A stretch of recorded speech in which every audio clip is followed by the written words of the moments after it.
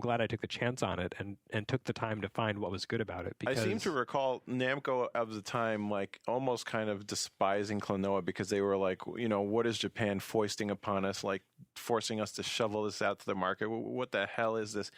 Is it a cat? Is it a rabbit? What is Klonoa? They didn't know how to market it. It's like one of the Warner Brothers from the not Tiny, Animaniacs. That's what he reminded me of. But like a classic cartoon character. I like his character design. Now that I'm really looking at him, he looks like kind of a cat, with big flappy extra arm, hands, ears, but whatever. I'm so glad they didn't do that redesign. That they were like, let's make Klonoa cool. He should boogie board. It'd be awesome. So yeah, he should play Beyblade. I like what you. Oh my God, don't say that. I like what you said about how a game doesn't have to be cutting edge, because that's what I really liked about it. At first, I was like, okay, well, this is pretty much standard platformer. It's not doing all these cool new wave tricks that things like Resident Evil and Final Fantasy VII are doing. It, but that's the third thing that I was going to say that Klonoa did well, was the presentation. Right. Because even though it is just a 2D platformer, it does have these little touches of 3D, and just the presentation of things is just amazing. Like there'll be times when the camera kind of pulls back and drops low, and everything just feels so majestic. It's very subtle. Even though all you're doing is running in a line, you just feel like, wow. Yeah. And when you bring the forest back to life, and so you go through this level that you've already beaten and it was dead and withered before, and everything is just coming to life around you, it was so beautiful and so inspired. Everything it's hard about not to love. Everything about that game is like top notch, top quality. I mean, it's the art direction, even the fonts that they use to bracket the beginning and end of the levels, it says Vision 3.1 or whatever. All those things are so meticulously designed. It was like everything was deliberate and was such a masterpiece. Like the music, when you unlock the music box, was back when Namco was like the best at music. Like everything they did in that era, Ridge Racer Type 4, like Klonoa, all these games Type had 4, an amazing soundtrack, just incredible music. And the everything was solid, even though the action was 2D. It was a 2D platformer, but the world scrolled by in 3D, despite the fact that the characters were actually 2D sprites. Like when you inflated an enemy and had him spinning around in your head, that was like 8 frames of 2D animation. It was really cool. It was a cool juxtaposition of 2D and 3D, and it really worked. I was just playing just to refresh my memory, I was just playing the original Klonoa off the Namco 50th Anniversary NAM Collection, which only for came PS2 in Japan. For PS2 in Japan. And I would, just to really do a side-by-side comparison with the new one for Wii. And I was just amazed at how rock solid and perfect the controls are. The controls, there is no such thing as an accidental death in that game. If you die in Klonoa, it's because you fucked up. And you'd say the director consciously tried to avoid doing anything Mario did, but actually the game that it reminded me of right away was Yoshi's Island, because you have that kind of hover where you can jump, and then Klonoa can flap his ears a little bit, and he does that dip, and then it'll actually give you just a little bit of lift at the very end. Yeah. Which is exactly like Yoshi's Island. Well, I think what he was trying to avoid was like the cliches, the cliches, the things that everybody's stolen, But yeah, everything about Klonoa, the level design is unbelievable. And what's interesting about Klonoa's level design is that the consistency of that puzzle solving in the levels has been consistent throughout all of the traditional Klonoa style games in the series, like the two that came out on Game Boy Advance, Klonoa 2 on PS2. Even though played that. No, I bought a Wonder Swan for that. Same here. But it was so unplayable because the screen was so blurry when the first one came out. Yeah. It's much better on Swan Crystal. When you played on Swan Crystal, you can basically say, "Oh, this is where the Game Boy Advance games came from," because they are basically the same. The director said that he would actually. I asked him. I was like, "Well, considering that very few people have ever played the one on Wonder Swan, would you ever consider porting that or doing a remake of that?" And he said he would really like to. Oh, that'd be great. Yeah, and just to mention a couple of the other Klonoa games that came out, there was a Klonoa volleyball game on PS1. It's actually very good. It's my antidote to extreme beach volleyball DOA. Yeah, no, that game is actually really good. And then there was Klonoa Heroes on GBA, which I tried to like and I just couldn't. Yeah, it wasn't great, but I did buy it. and I lost it, so I need to replace it. So, like I said, I played the original. Like I was just playing it before this podcast, but when I heard about the Wii version, I thought that the Wii version was just going to be a kind of a port with a few enhancements. I did not realize it was going to be a recreation from the ground up. So when I was looking at the original one on this NAMM collection, all the cutscenes, except for the CG cutscenes, all the cutscenes are like the 2D sprites, a lot of text boxes and whatever. But everything has been redone so beautifully on the Wii. All the characters are now 3D. All the levels are 3D. Everything looks, it's not, it's not high def like Xbox 360 or PS3, but it looks gorgeous. I was playing it on my 50-inch at home. Looks gorgeous. I could not believe how faithful yet beautifully imagined. Like all the little things that used to be in 2D and were sprites are now 3D and benefit from all the bells and whistles. Looks absolutely gorgeous on Wii. Actually, you said that the 2D sprites on the 3D worked really, really well on the PlayStation version. I always had a problem with it just because the sprites were so chunky and low resolution, you couldn't really tell what was going on. But if you play the game on PS2 with the sprite smoothing on, right, all of a sudden, like you can see, Klonoa is this little guy with ears. I can tell what this thing is. I can tell who that guy is. Yeah. It's really amazing because the sprite smoothing didn't usually work that well on PS2. Yeah. But on this one game, it really made a huge difference, and it also cleaned up the backgrounds. You kind of got the smoothness to the backgrounds. I'll actually have to try that because I didn't turn on texture smoothing when I was playing through. So I'm eager to check that out. That's the NAMM collection kind of does that automatically. Oh, does it? So that's probably why it looks so good for you, because it kind of up-reses everything and makes it look a little stronger. But if you play the PS1 game on PS2 with the upgrade, the upscaling or not upscaling, but the smoothing on, it does make a big difference. It goes from being like this kind of a little bit awkward game to being really, really nice. The Wii version, in terms of the controls, and there are multiple controller options. There's you can hold the Wiimote sideways, or you can. I don't know if you can use a classic controller or not, but I think you can. But the nunchuck and Wiimote controls are the ones that I've been using, and I get confused a little bit sometimes. I don't know if it's just because I've got a controller in each hand and it's just a little weird for platformers. But moving with the nunchuck and then doing that new whirlwind kind of move, waving the nunchuck around to slow enemies down, is a little confusing while I'm trying to like jump. I always forget like which is jump and which is, use your little air ring thing. But I'm sure there's like a control configuration that most people can get accustomed to, but what I've noticed with the Wii version is that the precision, there in the PS1 version and this PS2 port, there is no feeling of like, I know exactly how far he's going to move when I move him. I know exactly how long the jump is going to last, and it's so precise.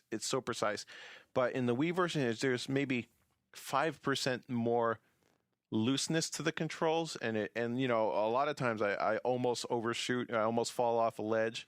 I didn't have that problem playing with the Wii version when I played the import, but I only used the Wii remote sideways. I didn't try any of the new control options. It might just be the.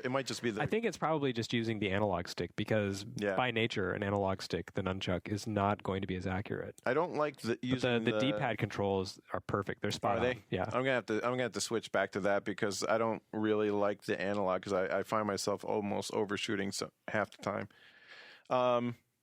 But yeah, the graphics are like all the cutscenes are now 3D. Mm-hmm. So it really, really, really felt like I was playing a brand new game, and it was just as magical. There's two voice options. There's the original Phantomilian. You play on the PS1 and you realize how low of a bit rate that those voice samples everything are. Is like Yeah, but it was almost charming because of that. It kind of had almost this. Well, there's this the entire PS1 game. There's this level of abstraction about it that I've played the game so many times that I can't feel comfortable playing the Wii game because they've changed everything and it looks nice. But part of what I liked about the PS1 game is that it had this kind of Like the polygons were so simple, but they were so clean. It had this kind of abstraction to it, this like artsiness that Yeah. I don't know. It really made the whole thing seem like Disneyland. Like it really felt like another world. And I don't get that so much with Klonoa 2 or with the Klonoa remake. Like you take that to a higher resolution and you lose a little bit of that charm. Right. Maybe that's just me. No, I know what you're talking about. That's the same kind of feeling I had. The sound was the same way. Like it had that kind of like staticky quality to it. It wasn't as fully resolved as it would be on Wii, but I liked that because it kind of just felt like, I don't know, the game was supposed to be dreamy. It was supposed to be kind of surreal, like the Dream Kingdom, and it felt like that to me. I know what you're saying. Like back when the Sega Saturn was still new, they came out with quite a few RPGs, like the Shining Force 3 games, and then Panzer Dragoon Saga. And I really, really appreciated the fact that those games were totally overachieving. I'd rather see an overachieving Saturn game that didn't look as good as an underachieving PS1 game, for example. Right? It just had more character that way, and that was the same thing that Klonoa did.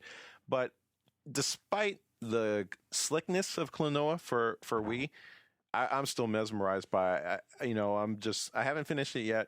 I'm reviewing it, so I want to finish it before I put a score on it. But it's still, I can get past the fact that some things have been cleaned up for the next generation. Yeah, I mean that's fine.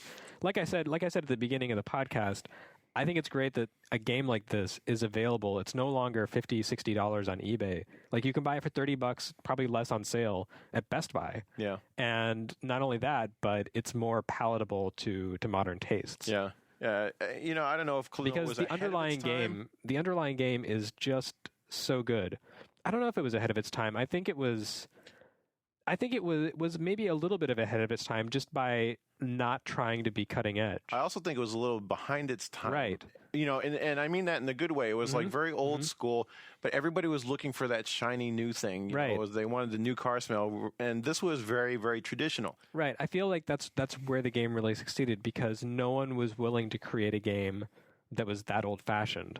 I mean, it really felt like someone had said, I want to take the games that I liked, playing on 8-bit and 16-bit systems and modernize them, but without making them, another Mario 64 clone. I want them to retain that innate, gameplay.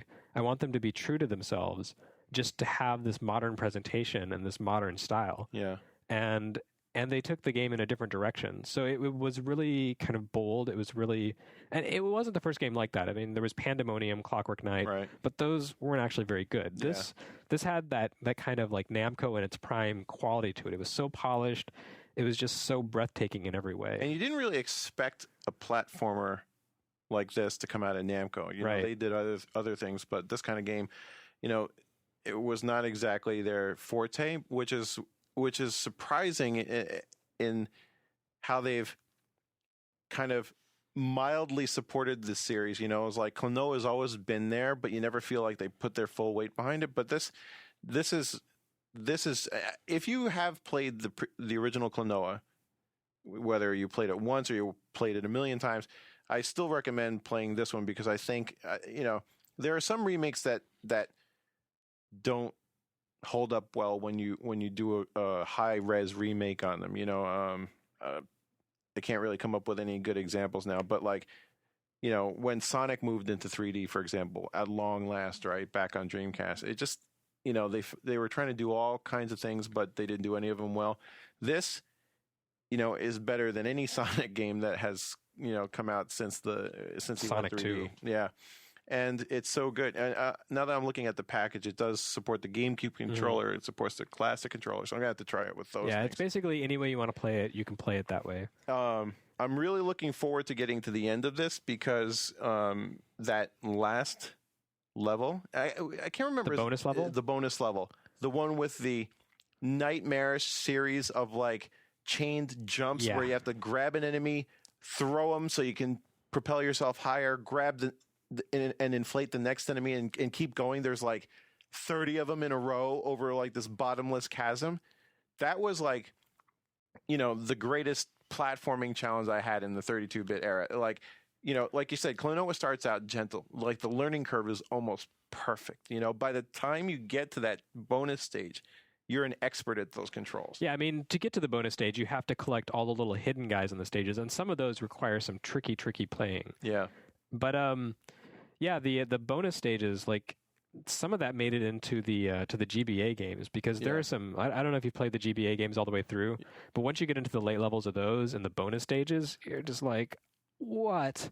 Like there are levels that to be able to finish them, you have to do those chain jumps. Yeah. I feel like I could actually beat the bonus level of Klonoa now because I've played through the GBA games, and those are some brutal games at the end. Like people brush those off as being too easy, but no, when you get to the later levels, they will break your brain. You know, I love the fact that I still have those cartridges, because those are some really classic, like, unsung heroes of platforming action. But I wonder if they'll ever put those out on like Virtual Console or something, because those would be good.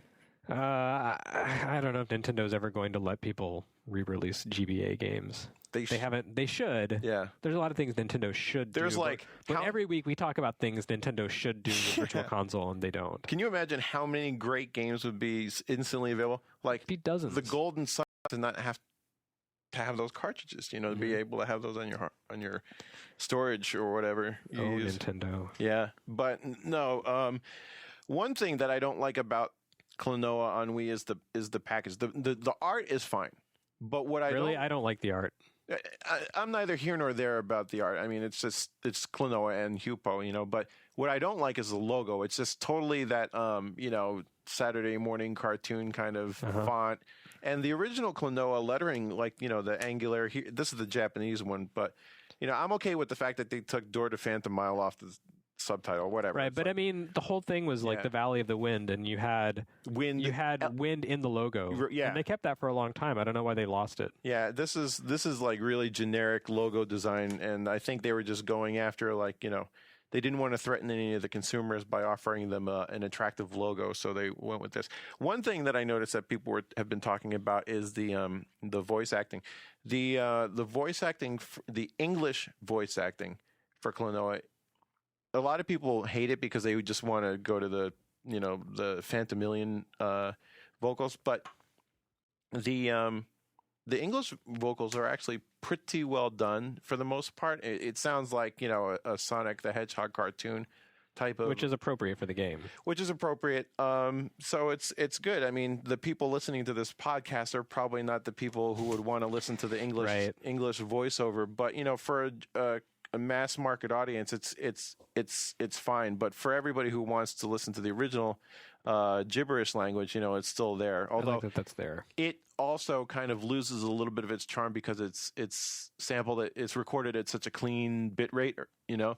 So yeah, but I think any of those issues you have to deal with, you already dealt with Klonoa 2, because this game is basically Klonoa remade with Klonoa 2's engine. I don't know if it's technically the same engine, but it's the same. It looks the same. Yeah, except that without the cell shading, but whatever. Yeah, it doesn't. I actually really like Klonoa 2, but like what this doesn't do, it doesn't do like those you know, those rad little surfing. Oh darn. Yeah, but if you have wondered about what this Klonoa thing is all about, you know, I would highly recommend getting this, because it's a beautiful port, or rather a beautiful remake of an amazing game. Right, and it sells for half of what the original sells for on eBay. Yeah. There's really, like, if you're listening to this and you haven't played Klonoa, please go buy the game. It's really good. It's the kind of game that you would enjoy if you listen to a podcast like Retronauts. Yeah. Seriously. It's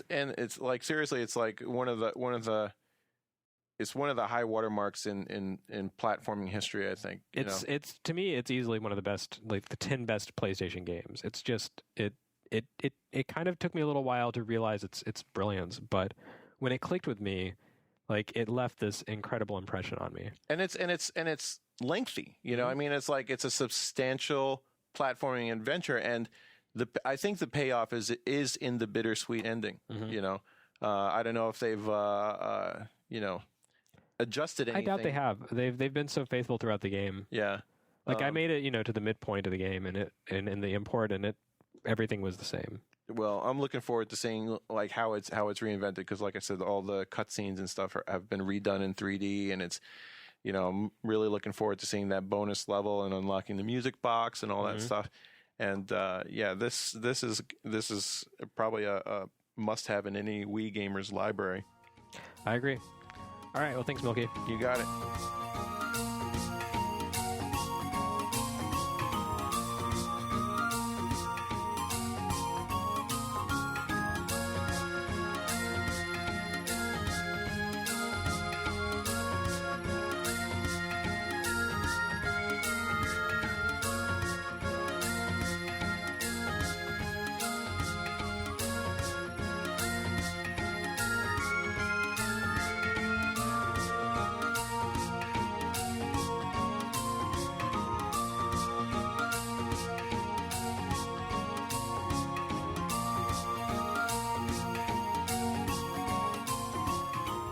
And we talked about remakes, we've talked about re-releases. Finally, we need to go on to the reimaginings. If you look at Silent Hill Shattered Memories and talk to the producer Tom Hewlett from Konami, he will tell you that it is not a remake, it is a reimagining. Ray Barnholt and I had a chance to interview Hewlett and Sam Barlow, the lead designer from Climax Entertainment, who's in charge of the game. They told us a bit about the upcoming Wii re-release, or reimagining, of the original Silent Hill. So we go to this interview between myself and Ray and Tom and Sam back about a month ago at Konami's Gamers Day. So I'm coming into this game as a novice. I don't like survival horror. Ray's coming in as someone with a lot of experience with the Silent Hill franchise. Well, compared to him. Well, you know the series pretty well. Yeah. So what does this game, this particular remake, have to offer both of us? Each of us, I suppose. Because we've reimagined it, it has a lot to offer both of you.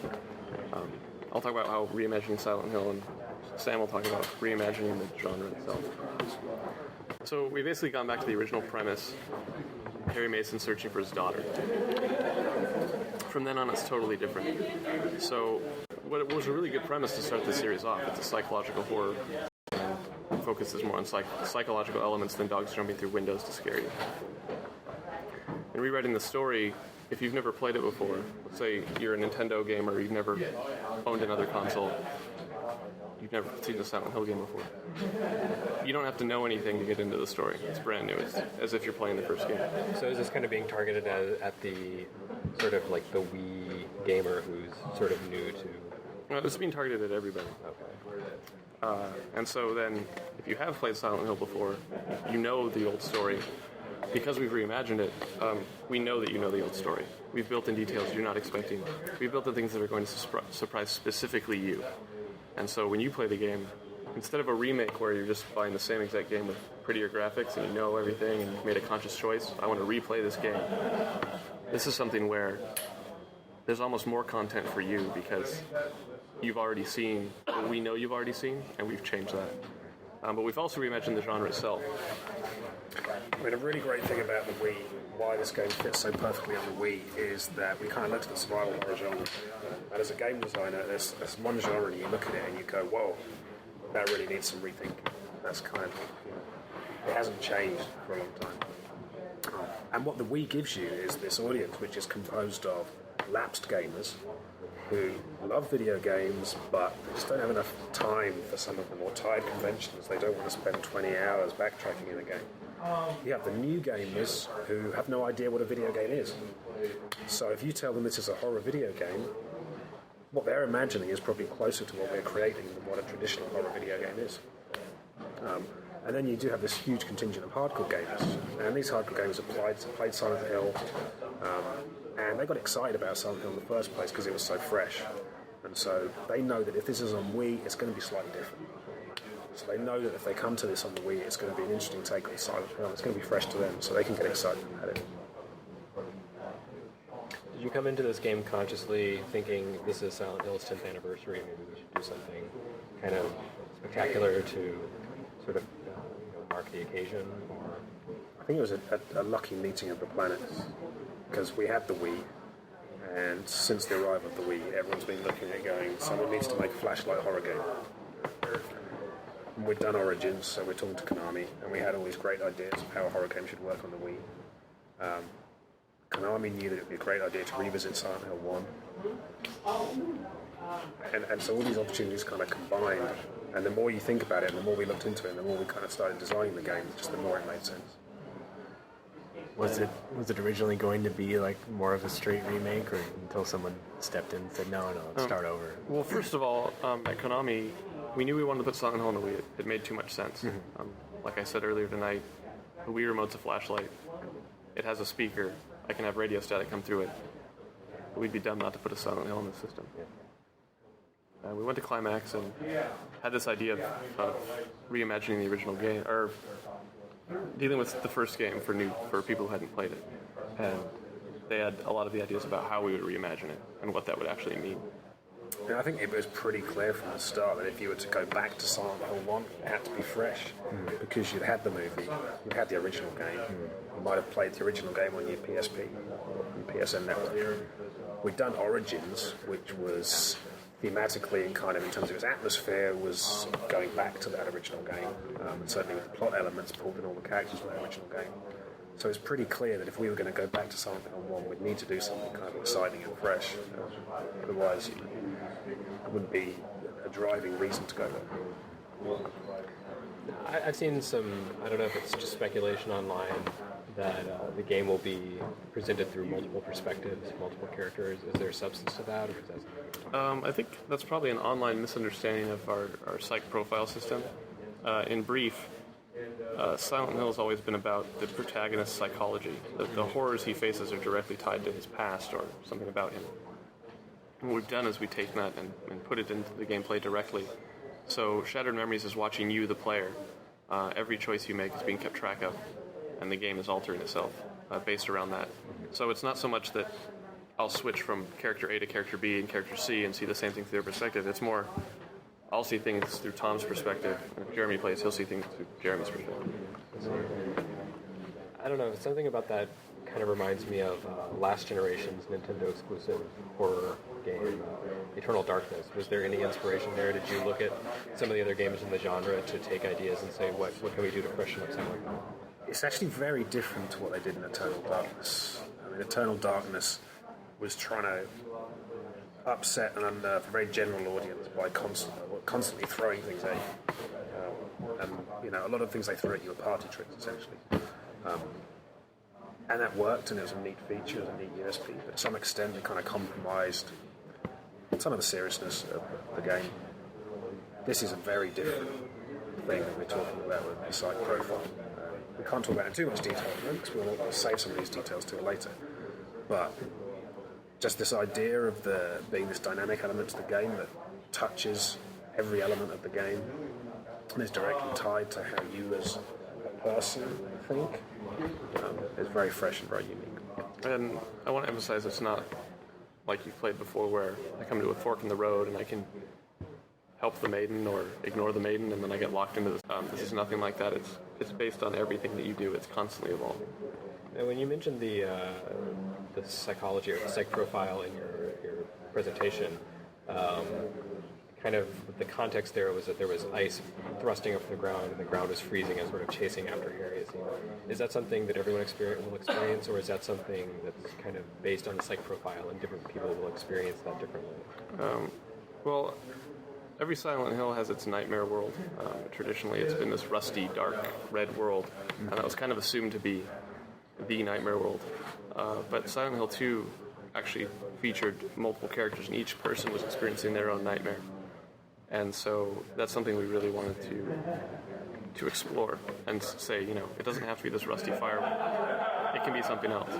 And so Sam can speak on why we chose ice, but every player will experience this icy world, which we've chosen for a reason. What was the impetus in saying ice? So the ice thing, I mean, I have to be careful here because the ice ties directly into some of the kind of themes of the game, and as you play through the game, you'll come to understand what the ice represents. But at the same time, there are some other funky things, like in the original game, something that a lot of people forget is that it was snowing. And the characters observed that it's snowing at the wrong time of year. And so there's this freaky element to this kind of freak weather that's come into the town. And we really liked that, we wanted to build on that. And when you have the Wii controls and the camera is down in the action, having snow falling is a beautiful thing. casting shadows off the snowflakes. So the snow thing kind of made sense. And then this idea of, well, why is the town deserted? Well, there's this freak weather happening. Things start to kind of make sense, and this sort of builds. And then obviously the ice world, our kind of nightmare world, is taking that to a real extreme. I probably shouldn't say too much about that. You think about if you're standing in the snow, there's that eerie calm where you realize there's no sound at all. You feel very isolated, and that works very well into a nightmare world where we're focusing on survival and survival horror. We're not focusing on the action horror. You don't have a gun. You're not empowered. You should feel very helpless and alone. And so that really ties into the ice. So you said it's a reimagining, everything is different and all of that. It's like, but will some of the main story points that were in the original game sort of still, in a way, carry over and make sense in the grand scheme of the series, especially with like the connections to Silent Hill 3 that the original had? I think I'll go back to what I said, is that we know you've played those games before. We're not just, Konami didn't hand Climax Silent Hill 1 and go to town, and then Climax didn't just go through and go, we don't like this, we don't like that, we'll kick this, we'll change this. Yeah. It's a very calculated thing. When we reimagine this, much like Battlestar Galactica, we knew what we were doing. We changed things on purpose, we left certain things the same on purpose. Obviously can't tell you what, but... I mean, Tom uses Battlestar Galactica. I always use Cronenberg's The Fly as my example. People don't look at Cronenberg's The Fly and say, hey, that's a remake. I prefer the original. Yeah. I mean, some people do. And that original was a strong piece in its own right. But then when Cronenberg came along, he took the elements he liked, and he kind of reacted to it, and it became a very personal work for him. And that work stands alone, and that's absolutely true of this. How involved has the Japanese side of the company been in this? Like Akira Yamaoka, I know, is doing the music, but does he have any involvement with the reimagining you're doing to the story? Is there any concern with continuity, or have you been given sort of free reign?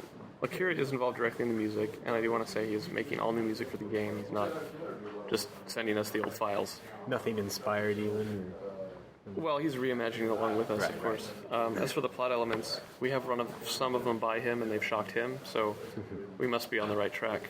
But as far as consulting with Japanese staff...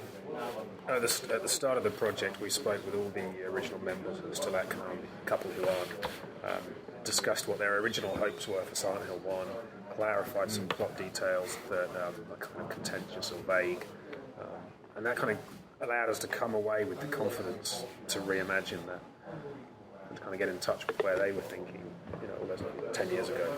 So, we've gone back to some of the original sources that inspired them, watched a lot of Hitchcock, a lot of David Lynch, and come up with something which is definitely fresh, but is sort of true to that original inspiration. Will you be pulling any, inspirations, mechanical elements, anything from other games in the series? Or are you also kind of looking outside the series for inspirations, like the phone numbers on the billboards? The first thing I thought of was, Snatcher. Can we expect to see a lot of those sort of things? I think things like that, more than inspiration from other games, is just the adventure genre. Survival horror games kind of started off as adventure games with action, and then I was exploring an environment which happened to be scary, and I was doing puzzles, and then I had combat. And in reimagining what survival horror could be, if I'm exploring an environment directly, it makes sense to have certain elements that adventure games have, because I'm in this environment, I'm looking around, I'm trying to figure out what in my surroundings can I use, what's useful to me. Have you drawn inspiration from the later games in the series, more than just Silent Hill? Yeah, I think this is a reimagining of the series as well as just the first time. So we know all the other games inside out. We've worked on some of them. For me, working on Silent Hill Origins, that was an exercise in textbook survival horror. And obviously, we were revisiting the storyline of the first game. We were recreating the atmosphere of that game. It was also interesting going up against the technical challenges of working on PSP and working on handheld, things that people said would never work with a horror game. And you obviously have some of those same things with the Wii. People say, well, it's not the kind of console that a horror game belongs on. Can you really get a horror game to work with these kind of Wii controls? And I think we're going to do the same thing we did with the PSP stuff, where when people see what we're doing graphically, what we're doing gameplay-wise, they're going to be blown away. But this definitely takes things to the next level beyond what we did there.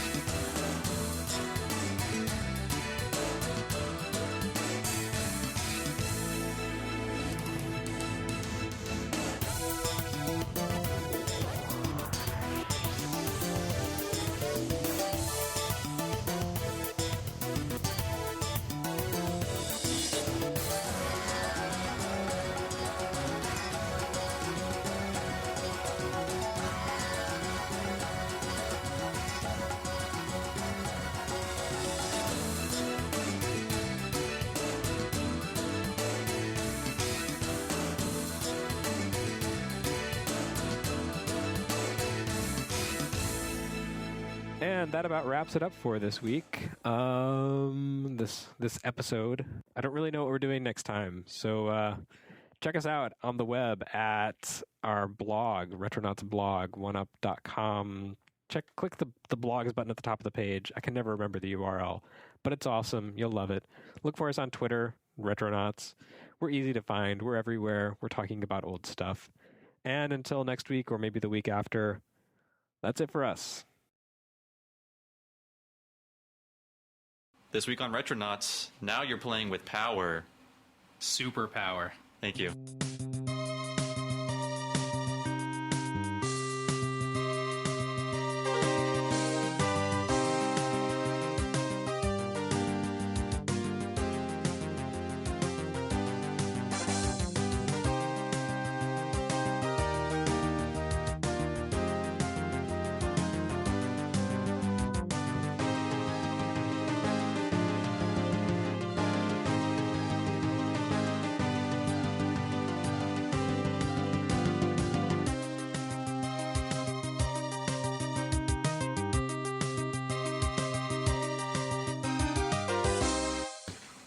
Wow. I was waiting for someone to do it.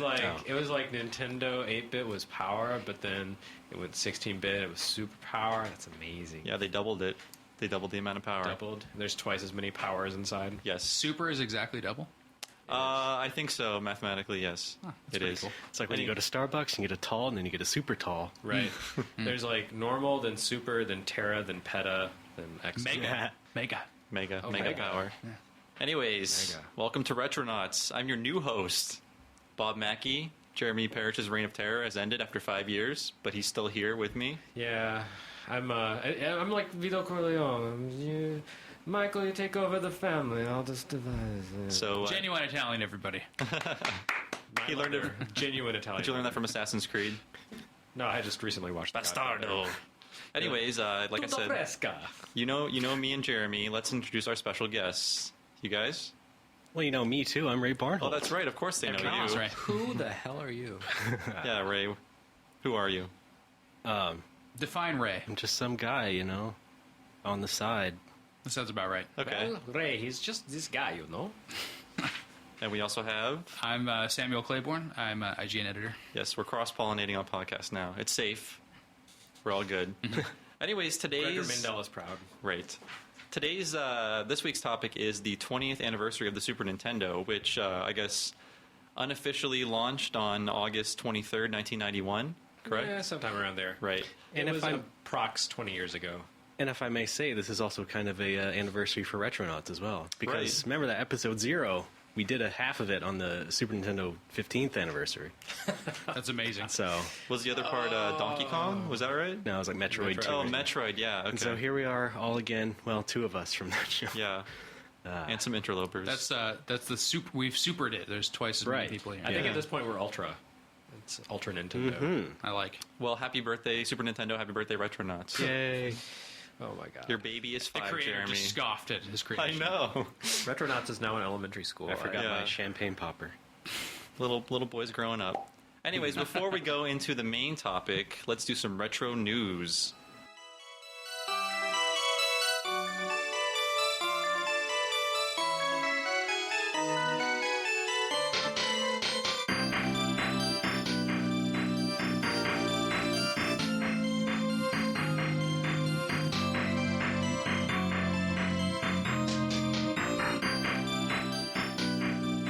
There's not a lot, as is normal these days. There's not really a lot of retro news going on, but we have a few news items. The first being that Final Fantasy Tactics is now out on the iPhone for the rock bottom price of $16. Good old Square Enix. Yeah, Wow, that's They the always know most how to- expensive iPhone game there is. I'm sure it is, and that is the $15 Square tax. It's the video game equivalent of that app where you pay, like, the app just exists to be on your phone and say, I paid $1,000 for this app. It's Except like it the shines bling, like it's video diamonds. game bling, Yeah, basically. yeah, shiny. Except iTunes did not take that down from the store. Not yet. Not yet. So, what do you Actually, guys... It's not up in the store yet. I tried to download it right before this show, and it's not up as of this recording. Right, but by the time this podcast goes up, it will be. Theoretically. Theoretically. Unless Unless the world ends So or is something. this more of a port of like the PSP remake or It is something? a port of the PSP version, War of the Lions. With some features stripped out of it, there's no multiplayer in this No version. buttons. No buttons either. And Stripped out the button feature. They did. And I was looking at it, and I guess it's a pretty good solution where there's one confirm button in the corner and a cancel button in the other corner. And I guess you just kind of move your finger up and down to simulate, moving the controller up and down. So you or don't left and even have right. touch controls? No, there's no virtual control pad aside from the confirm and cancel buttons. Keeping it classy. Well, hey, No, he's saying there's no virtual control pad. Okay. It's not like a pretend D-pad. But you get to You're not get to touch. I'm pressing You get to spots touch on the sword you glass. want to equip, though, right? I don't. I think you can select it. You can move the cursor by moving your finger, and then you hit the confirm button in the corner. Okay. I don't think it's that complicated. Maybe the iPad version will actually let you do that. It seems like that would be kind of precise for the, I was gonna the say. iPhone, but Don't leap yet. There's still the iPad version, Right. Because Square It'll also cost. makes those separately, and who knows how many tens of dollars that will be. That'll be $60. $31.99. It's twice as much as the iPhone version because it's twice as big. And the PSP version at this point.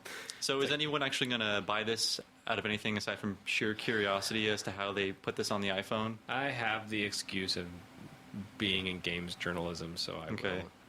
And then I'll- I quit then the I'll Final regret Fantasy and I'll series. expense it. I will never play a Final Fantasy. How long game. ago? Because this is I quit technically at 6. Okay, this is technically not a Final Fantasy game though. That's true. So you can But dip even by into that it. point, I was such a Nintendo fanboy at that time that I wouldn't play it on PlayStation. Ooh, old habits die hard. Then I tried it later on PSP. Have you played the Final Fantasy Advance games? Have you played I played. Tactics Advance? Have you played? Yeah, I played Tactics Advance. All right, Yeah. so you haven't really quit Final Fantasy. No, I haven't. You just threw a conniption fit and said, "No PlayStation for me." Yeah, that was at the time, and now I think Final Fantasy are. I just don't like. You said it just like the Frito Bandito. Did I? There was no stereotypical accent intended. I got a hint of it. A little It was bit. just meant to be whiny. I recognize Tactics as one of the games that people always claim as the best game ever. So It is excellent. yeah, Yep. I bet Yeah. it is. But they also say that about Ogre Battle, and that game sucks. Tactics Ogre is much better. Yeah, Ogre Battle has problems. But yeah, I would not. I like the invisible morality meter that completely determines your ending, and you have no idea why. Throughout the game, the decisions are invisibly Not even tracked. decisions. It's not like specific choices you make in dialogue or something. It's like, when do you fight? What enemy or what units do you field? How many bad guys do you kill? Like all of these things, you'd think you just want to win, but no. If you just win, you're a bad person. You have to win with extreme honor, and that's never it's never explicitly stated. Well, we just don't understand Ogre Battle honor, hates you and thinks right? that you're scum, basically. So the game is a true personality test, and that you is, don't it know is. the answers ahead of time. It is INTJ. Okay. Emphasis on the J. So anything else on this port? Looks like we've Tapped it we've out. moved Well, I on. mean, we haven't played it, so. That's true. Yeah, I just don't like the idea. But anyways, I'm In any surprised case, that it's- games are getting ported to the iPhone that are old Why? games I mean, it's- anyway. I'm just surprised to see console games The appearing content on iPhones. exists, Shocks and me. people will buy it. So what do they have to lose? I agree. I mean, I I bought got the Dragon's Secret Lair of- too, and it's fantastic. If they're RPGs, they make a lot of sense because those are kind of slow paced to begin with. And yeah, and I think turn-based and whatnot. we need to see more because what have we gotten console wise? I guess the Final Fantasy games. Yes, I Vay just or want- Vi, whatever you call that. Shitty Vi. Yeah. I just want Dragon Quest 3. I don't know. It might happen. We got the anniversary shit coming up. Who knows? Did was there a Dragon Quest 3 for the iPhone or any sort of Not iOS? iPhone, but it's come out on all the early Dragon Quest games have come out on Japanese mobile phones. Right. Right. 1 through 3 have always. And been. three Four actually was pretty recent, like within the past year, I think. Cool. Is it Well, the PlayStation era graphics for them? I believe they based it on the Super NES version of the game. Oh. Well, hopefully we'll see that for under $20 soon. That is pretty Yeah, shocking good that luck it's on that that. expensive. Okay. Perhaps. Well, let's It's move not. on Square Enix. No. to our next kind of tragic news item. Grandia director Takeshi Miyagi passed away this week at the age of 45. He was actually more than just the director of Grandia. Right. He actually founded Game Arts. Right. Co-founded. Yeah, But I guess that was his biggest role in a game. I see. So, Or I the mean- game that people actually give a crap about. Yeah, and that's what that was the news story. So yeah, he was a founder of Game Arts, and he went on to co-found Gmode. Which is what is Gmode, Ray? It's like I- They is it mostly a make- spin-off, or is it of Game Arts, or is it a separate entity? No, it's separate. But yeah, Okay. they mostly have made mobile games. And they bought a lot of Data East properties a few years back. Gmode makes games for iMode. I'm sure they do, yes, and all the other things that are not called Mode. Those other platforms.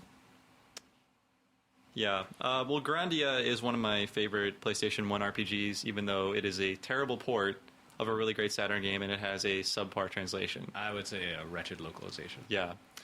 But it is available on PSN, so if you'd like to remember Mr. Miyagi's memory, you can always download it, and it's a really great game. Would you? I didn't really like it at the time because I guess I had heard so many people gushing so effusively, like, this is a Final Fantasy killer on Saturn. I can't wait for it to come to PlayStation. It just seemed very generic at the time, and it probably is still very generic, but I have a higher tolerance for genericness these days. I don't know. I'm okay more these days with, like, upbeat kind of happy games. There have been so many that aren't ever since Grandia. I think it was easy to take good-spirited games for granted back then, but now they're so rare. It is a very sincere game, and I think probably one of the last games that completely divorced itself from a lot of the Japanese pop culture you see, infusing itself into things like Final Fantasy and other RPGs, which can become somewhat annoying at times. There was very little moe. In fact, the love interest was actually older than the main character. Justin was God. Like 9 years old, and whatever was her name, Fina? She was like 16 or something. Yeah. The Forbidden Love. It's basically like it was Anakin and Padme before episode 1. OMG.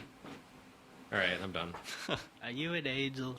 So rest in peace, and thank you for making a really great game. I didn't like Grandia 2, which Don't I'm not forget sure. Sylpheed, though. Sylpheed. And this is a bittersweet coincidence is that a couple weeks ago I picked up Sylpheed, The Lost Planet for PS2 for the first time ever. How was that? Well, it's a decent shooter. It's not that remarkable as either a Sylpheed sequel or like a PS2 launch game. So, I mean, it's it's middle of the ground, but it's not like terrible. It's not like a wreck or anything. But yeah. Cool. And he also, I think, had a hand in Lunar the Silver Star. Did he? I don't know. Yeah, that's what I read in our news story, and that is It's actually just Lunar. Oh. The Lunar I've thing heard was this a debate on weird restaurants invention. before. Lunar? It was a weird invention of Victor Ireland. Oh. We couldn't give away the fact that it takes place on the moon. Let's call it Lunar. Right. Vic, get out of my head. If you exist in the Vicaverse, then it's Lunar. Okay. Welcome to Vic World. Anyways, on to our main topic. Wait, you forgot the other big retro news. There's which is that the Nintendo 3DS has been sucking balls at retail, and That's so true. Nintendo's like, if you bought a Nintendo 3DS and you paid full price for it, now that we're dropping the price, we're really sorry about that. Have a lot of free games, and there's like 10 NES games and 10 Game Boy Advance games coming to 3DS Virtual Console for early adopters. You know what's crazy is Some that of those those games are really good. Some of them I don't care about. Some of them are really good, and the NES games aren't so hot. That's like most of the black box games. But I thought that it would be like straight and up, also the Gold Box and the the gold Legend box. of Zelda. Yeah, and probably ZVS and Pac-Man, like whatever was in that Game Boy Advance series. So I'd far assume. they've all the ones they've five named have all are- been first party. I know, and what's really weird is that the original NES Classics series on the GBA, I thought they'd just be porting those, especially because they announced there's going to be multiplayer across systems, which is shocking, but not shocking when you think that you could link your Game Boy Advance with the wireless adapter and play like Ice Climbers, I guess 2 players trading off. I don't know I why bet you a lot want of to. people did that too. Yeah. Let me tell you the But what's weird stories. is that one of the games they've already announced is not on the original NES Classics list, and so maybe they're porting them in a different way, and that's Donkey Kong Jr. Okay. Yeah, I speculated that they were just going to be the NES Classics, but they specifically said in the text of their press release that it's NES games. So I feel like they're bypassing the kind of compromised GBA versions and just giving us the NES games. Right, and then Which the is great, GBA 'cause list it is more means exciting. Maybe more console games will come to the 3DS Virtual Console, which would be nice because some of those old games are really good to play on the go. He said, having played them 6 years ago on a hacked PSP. But the GBA games I'm much more excited about because there's some really good ones like Kirby and the Amazing Mirror, which is kind of an underrated. It's a game with problems, but it's sort of this multiplayer, open-ended adventure sort of game.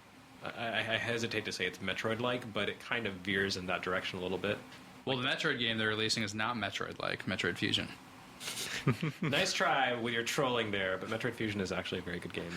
It's okay. It's a very good It's game. no Metroid Zero Mission. Well, no, but what is? Only Metroid Zero. You're telling me. Right. Anyway, And maybe Metroid. No, really, it's not. Actually, Yeah, the Metroid Zero Mission is such a good remake. And also, WarioWare is a really good one Yes. for them to choose. I would like for definitely- them to put WarioWare Twisted on the the 3DS because it Yeah, has we were a talking about that. gyroscopic sensor. Yeah, gyroscope, and I think it's sensitive enough based on just moving around in Ocarina of Time. Oh, like, yeah. it seems like it would work, but you wouldn't have the little clicks, right? There was I think there's the little, wasn't there a little the little vibrating clicks when you turn those? I think it did have a little vibrating thing in the cart for some of the. Yeah, That game didn't reach enough people. I think it would be a really good well, one to they do. made I agree. a huge mistake when they released that game because it came like 2 months after WarioWare touched. Yep. So And Twisted was was so all much of a sudden better. there was this huge glut of WarioWare games, and Twisted was a lot more expensive because it had the hardware built into it, and I think people just kind of overlooked it. It was good though. I liked it. I Some think it's, crossover with the games too. You could put them both in your DS, and you get a little crossover. Oh, that's stuff. right. Yeah. But Twisted is my favorite WarioWare game. I think. Just Yeah, I think that's generally accepted as like the top of the series. Really, I always liked the first best just because it had the most impact. I agree. I like the first best on GameCube actually because I really like the multiplayer stuff in it. Oh, right. I forgot other about that people one. Good update. I hate those guys.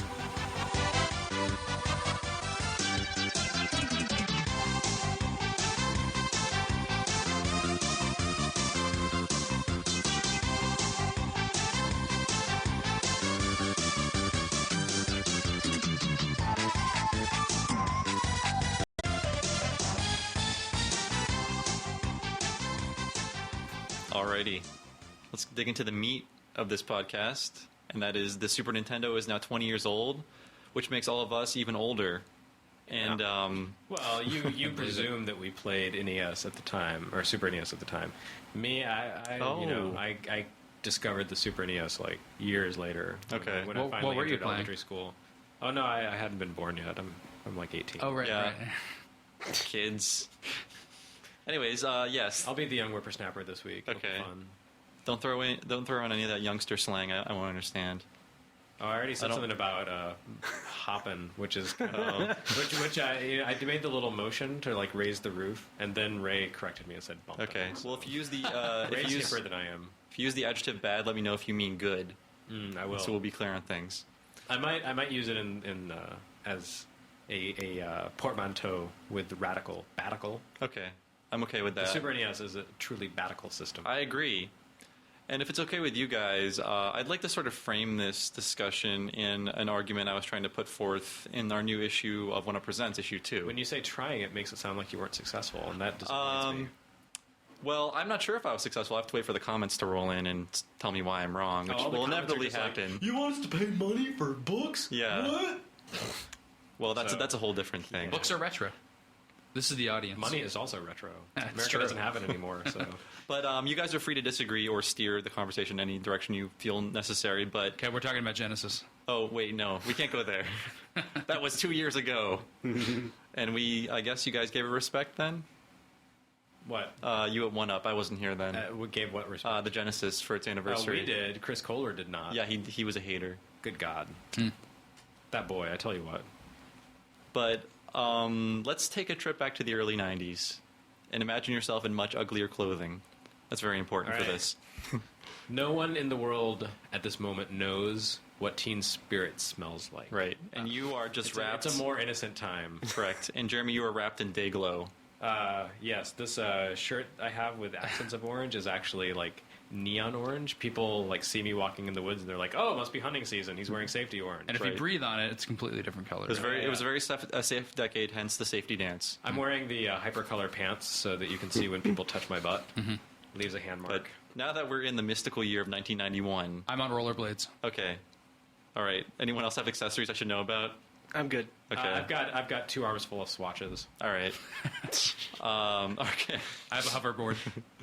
okay. We're in 1991. 2015. We're not even there yet. The world, everyone in the world. I brought it back from then. Come on, guys, you're messing with the time travel here. Everyone in the world has a Nintendo Entertainment System. Okay, we're in 1991. What does Nintendo do to follow that up? Mega Man 4. Wrong. But And that's how I think we should look at the Super Nintendo, because it was my crazy, half-cocked opinion that the Super Nintendo sort of invented the console cycle, and we can talk about that more later. But I guess we should start with how do you follow up something like the Nintendo, and what did Nintendo do to do that? Because the Nintendo Copy it directly. that was part of it. I mean, cartridges, the same franchises and stuff like that. But if you look at the ubiquity of the Nintendo in the 80s and early 90s, it's insane. I mean, like, if you grew up in that era, everyone had a Nintendo, unless you were poor. But even then, you still were aware of all the games and everything like that. Yeah, people are loyal to Nintendo too. Yeah. You know, like when I saw people with a Master System, I would scoff and say, "Oh, are you kidding me?" Yeah. You know, and that lasted a little bit into I the didn't Genesis scoff. era. It was more like a pity thing. Like, oh, your parents meant so well, but they got Yeah. it so wrong. Yeah, and boy, did Genesis turn that on its head. You know, making my Super Nintendo look dumb. It was I'll so never slow. forget It them. didn't have any blast processing. It's or true. anything. They never figured that out. It's for babies. Purple, whatever. Dude, Super Nintendo introduced purple for Nintendo, didn't it? Mm-hmm. Wow. That was the debut. Two different shades. And it was specifically the Super NES, not the Super Famicom, which introduced Rainbow. the rainbow. Yeah, and the Famicom looked cooler than the NES to begin with. Like, what a cool system! Like gold and red. Okay. Great I looking I robot. agree. Really, you like the NES better? Yeah. Wow. I agree with Sam. I like the twin. You know, they chose Like, those colors seen because they were the Rob, cheapest. the right? white and red Rob. It's the I mean, coolest that's cool, thing ever. but it's just the novelty value that's speaking here. However, I will say that the Super Famicom is so much nicer looking Yeah, than the Super that looks NES. nice. It's just it's a lot like the NES, actually. It's kind of simple and rectilinear. It's like a little box, but it has just And, enough detailing and enough streamlining that it looks, I don't know, it looks smart. The remake of the Super NES, the later mini one, looked a little bit more like the Famicom. It did. I think it looked better. Still purple. You brought one of those to work, right? It's at my desk. Oh, cool. Okay. That's I what I just play shoot on as photographs well. of it. It's good stuff. And if No you're power European, light. It doesn't turn No yellow. power light. It doesn't turn yellow. It doesn't turn yellow. That's good to know. Because I still have my at my desk in here in the office is my original Super NES that I bought in 1991. Yeah. And the outer shell looks about the same color as an 80-year-old smoker's teeth. Ugh, yeah. It's just foul. But it will never catch on fire. It won't. Well, not that part of it. The rest of it might. Like the guts might burst into flames. That was what it was. It was, But that it was shell flame at the top, retarded. yeah, right? the shell at the top will like be sitting there in a pile of char. I'll be like, oh, okay, well, Is there an eBay premium for the non-yellowing probably. Super Nintendos? The Fire Hazard Super Nintendos. Right. If there isn't, I'm going to start it. Right. All right. See if you can shape the market I to your will. whims. So, anyways, the very idea that, hey, we have this new thing that's better than the old thing, and also a lot of it, I think, convincing parents, yes, you need a new Nintendo. Because why would anyone think the Nintendo would be different than any other toy that they had before? Like the myriad of, things you attach to your TV to play like a simple game like Pong or Tanks or whatever. Why did anyone think the Nintendo was going to be different than that? Like you would outgrow it and then move on with your life. So how do Nintendo they... had lasted so long already, which is kind of cool. I mean, I guess the Atari was around for a long time, but the NES was in its fifth year by the time the Super Yeah. Nintendo launched. And in the same decade as the Nintendo, And it kept going. Yeah, how many Ataris existed in that time frame? 3, 4?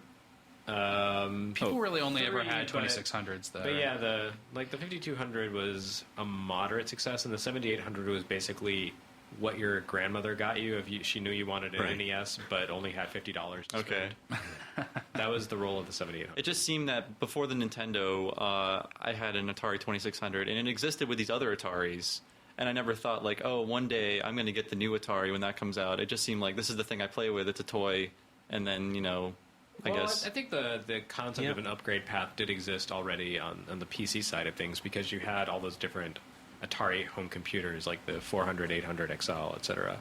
Like there was this steady stream of progression within computers, like Macintosh, then the Mac 512K, and the Mac Classic, the Mac 2, etc. yeah, but how many kids are screaming about those for Yeah. years on end, too? Mom! I think- this $6,000 Macintosh. Yeah, I think especially then the markets were so got different color. because of the price, of Right, computers. but I am saying that like the concept of a technology cycle Right. had already been explored on the PC side. It just hadn't necessarily translated to the home gaming market, and that's really because the American home gaming market just cratered Right.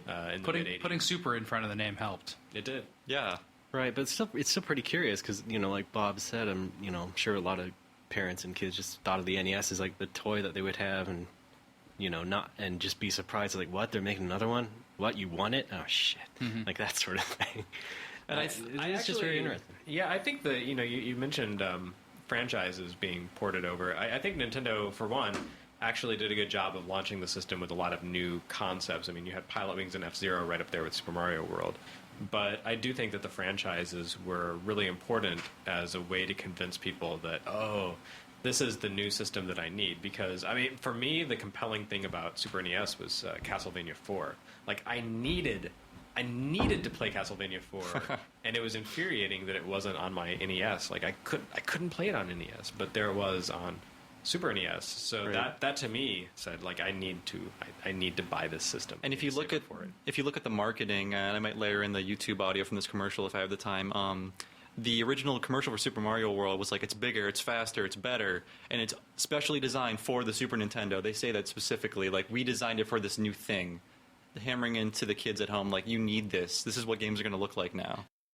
Introducing the next generation from Nintendo. New Super Mario World. Created especially for the Super Nintendo Entertainment System. It's a bit more exciting, a bit more challenging, a bit more graphic, a bit more colorful, a bit more realistic, a bit more levels, a bit more secret, a bit more enemies, a bit more friends, a bit more sound, a bit hotter, a bit cooler, a bit weird, a bit more revolutionary, a bit more Mario, a bit more of what you want. It's 16-bit, and it's yours only if you get new Super Nintendo. Now you're playing with power, superpower. Yeah, it wasn't just plugging the game at all. It was like plugging, like, you know, the idea of buying a new console. You know what's funny about that video is that they show the ending of the game in it. They do, yeah, I saw that. What's up with that? Not only the ending, the final boss. Spoilers. And like the princess the bad guy. kiss. What? The princess is at the end? But those are the most visually striking images from that game. You know, the last boss and the ending stuff. Yeah. So I think only later did kids realize they got ripped off by that commercial. Like, damn it. It's pretty funny. You don't see that much anymore. That would be like a Final Fantasy VII commercial that showed Aeris being put to rest. Oh, wait. But another thing that was happening at the same time is that Nintendo was letting their other consoles live in harmony alongside of the Super Nintendo. Yes. Because I don't think... Well, now the second a new console comes out, the one, if it's not dead already, the previous one is just killed automatically.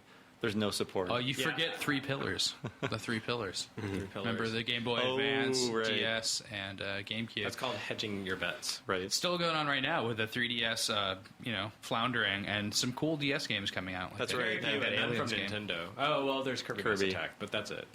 But I mean, there's Aliens, there's Solitaire Robo. I think they're there's ready Kirby. to keep it going if the There's 3DS. a Devil Survivor too. That's like, what else is there on DS coming? That's Yeah. pretty much it. It's not exactly the NES, which the NES continued to thrive for 3 years after So the many launch Mega of the Super Men. NES. Not just Mega Man, but I mean, Nintendo released the final games on NES. Like there was Kirby, and then the very last game to come out in the US was Wario's Woods. Yeah, it was, and it had an ESRB rating on it, which is kind of cool. There was and they did Yoshi's Cookie. They did all those like later puzzle games. Star Tropics 2. Mario's missing. Yeah, there were a ton of Nintendo published NES games that came out after the Super NES. I wonder. Yeah, and it doesn't seem now, just based on kind of the difficulty of finding those carts, is I don't think that they sold that well either. But they kept bringing them over, which is surprising. Yeah, I mean, I think games were inexpensive enough to make, and Nintendo probably was manufacturing them super cheaply at that point. And the first spots in Yeah. Nintendo Power, like well into the Super Nintendo era for Nintendo games. Like, But it also gave them shelf space at stores and mind share. Even totally Sega out. Even when I had a Super Nintendo, I was still buying Nintendo games. Like I bought Kirby's Adventure 2 years after I had bought a Super Nintendo. Mm-hmm. So I mean, I think that's pretty remarkable. That Lucky you. The transition was so gradual. I never looked back. Who Never. are? I've never heard of anyone who did that. Like, Really? No one I know actually played Kirby's Adventure. I mean, you're the one person I know who played Kirby's Adventure on a cartridge. Everyone I know Oh, wow. was like me, and they discovered it years later in emulation. Yeah. When NES emulation first hit in like the late 90s, mid to late 90s, like I just kind of explored all these different games, and there was this Kirby game, and I was like, whoa, this looks really great, and it's really fun. Where did this come from? And apparently Nintendo published it. Yeah. Who knew? Nintendo Power sold me on that. Nintendo. Yeah, I gotta say, got like the Kirby whole in, launch. 93, so. Yeah, I'd never even seen it. Well, I had to sell all my NES stuff to get a Super Oh, NES. so- Me too. I had to sell mine to get a Genesis, and then I regretted that and got a Super Nintendo. Right. But I was gonna say that the whole launch of the Super Nintendo for me is just so clouded by being like utterly devoted to Nintendo Power and reading it, and just being so into Nintendo. like I know I'm reading now about how the launch went, like how things went down, and what games were out. Like all I remember is pages out of Nintendo Power. Like that's what I remember leading up to it. And we should talk about the launch because it launched at $199.99, which some crazy internet inflation calculator, which is probably incorrect, tells me is probably around $320 in 2011 money. That sounds about right. Yeah. People are very, very upset by that, though, right? That wasn't like that kind of sounds reasonable to me right now. Yeah, but I'm not sure. That was a pretty high price. Genesis was $150. Okay, I didn't know what the Genesis was, so yeah. But I think Nintendo Power Set was but the $130. Super NES had Mode 7, man. Yeah, bro. What about Genesis, huh? The Genesis had 150 games, and it had Mario and a dinosaur riding a dinosaur. But yeah, let's talk about the launch games. We had Mario World, F-Zero, and those were the only 2 Japanese launch games. But for the American launch, there were additional 3. We had Pilot Wings, Gradius 3, or Gradius 3, however you want to say it, and SimCity. Gradius. Gradius 3. 3, actually. What was the last one? SimCity? SimCity, yeah. I didn't realize that was a launch game, but that explains why so many people played it and know it. And that's, like, for a lot of people, the Super NES version of SimCity is definitive, even though that's totally a PC game. For me, it is. It just had so much little Nintendo Easter eggs and little references, and yeah. Well, right. They did a really good job of tweaking it to play on, like to be a unique experience on Super NES. I remember preferring it on PC greatly, but neighbors and stuff had it, and go over there and watch it, and be like, oh, that's cool, it's Bowser instead of Godzilla. Well, or whatever. In the tar paper shack that I lived in, we didn't have electricity or PC games, so I had to make do. But actually, yeah, I feel like there were a lot of really kind of definitive PC ports of like strategy type games, Populous, SimCity. There were a few others that escaped my mind. Populous is a good one. Yeah, Lemmings too. Like yeah. I played those only on Super Nintendo. Like I didn't play those on PC. Brandish. Sure. Nah. So Gradius 3 was a launch title? According to my awesome research, it was. Because that is my favorite case of slowdown. It's the most helpful slowdown out of any game ever. Yeah, it actually. There's a game for the PS2 called Sky Gunner that has the exact same problem. Oh, yeah. Where the slowdown you saves call it your a problem, I call it No, I love it. I love it because there's no way. In the US version of Sky Gunner, they let you play at 60 frames per second with, like, I don't know, I can't remember how they changed it, but you can either play with, like, slowdown or you can play with a better frame rate or something. I don't remember. Huh. I like the slowdown in that game. Is Gradius is that an English kind of title? Is that supposed to be like a sword? Like it's a reference, Sure. to Gladius, the sword.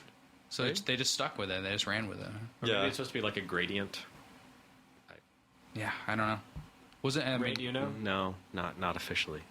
What were the arcade precursors? There was like Scramble, and then there was whatever Life Force was called in the arcade. Salamander? No, Salamander. So what does that have to do with Scramble, those? then Gradius, then Life Force, and Salamander. But I don't know. Well, this is germane. I just want to put those names together.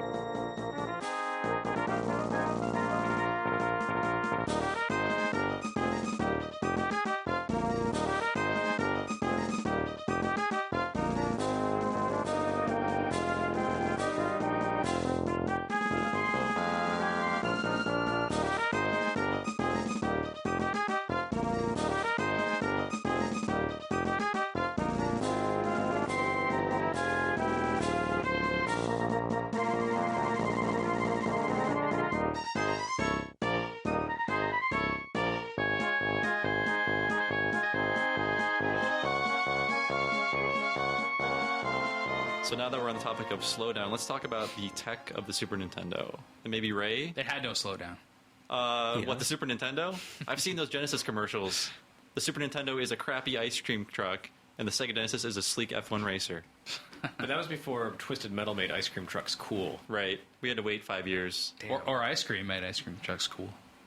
So, Ray, maybe you can... Like bad ice cream that tasted like Ninja Turtles. It didn't just look like them, it also tasted like them. Don't eat the eyes.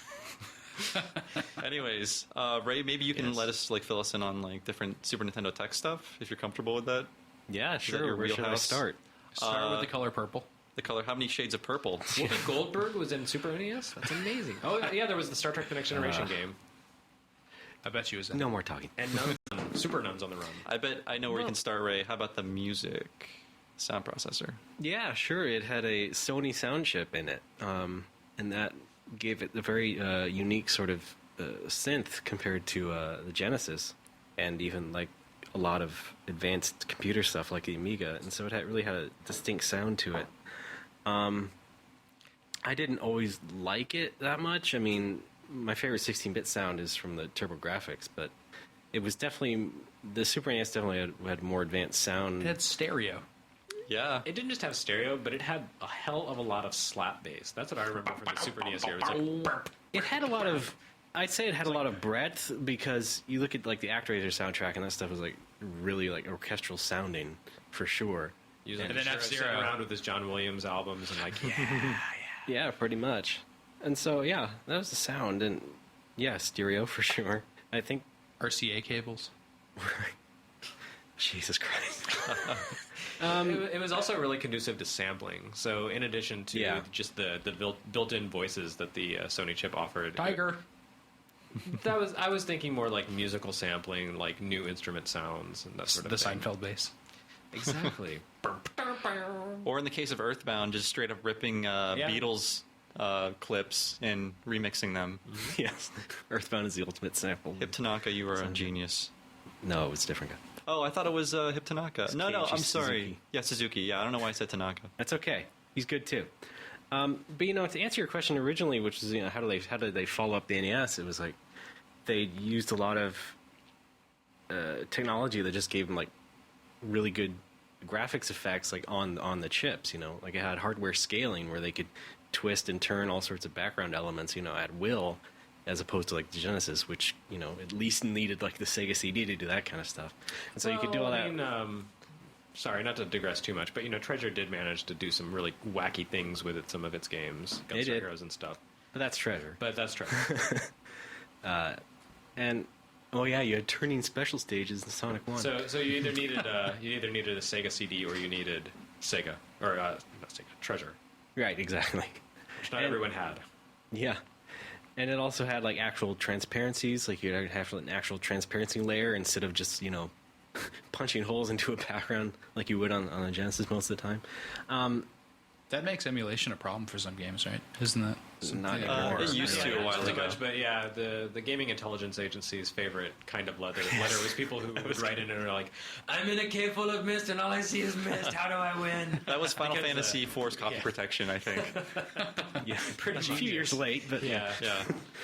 I'm in the mist cave and it's full of mist. Let me throw out a figure here: 32,000 colors. Yeah, absolutely. That Bam. was Can crazy. Can you name them all one by one? Where do you want me to start?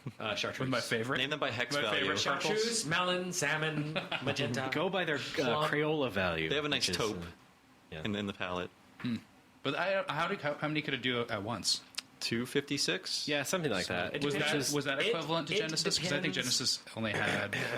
I believe it depends on the graphical mode in effect at the moment. Mode 7 mode. was not the only graphical mode. There were, in fact, 7 of them, hence the name. Right, there was a high-res Buddy. mode that no one used.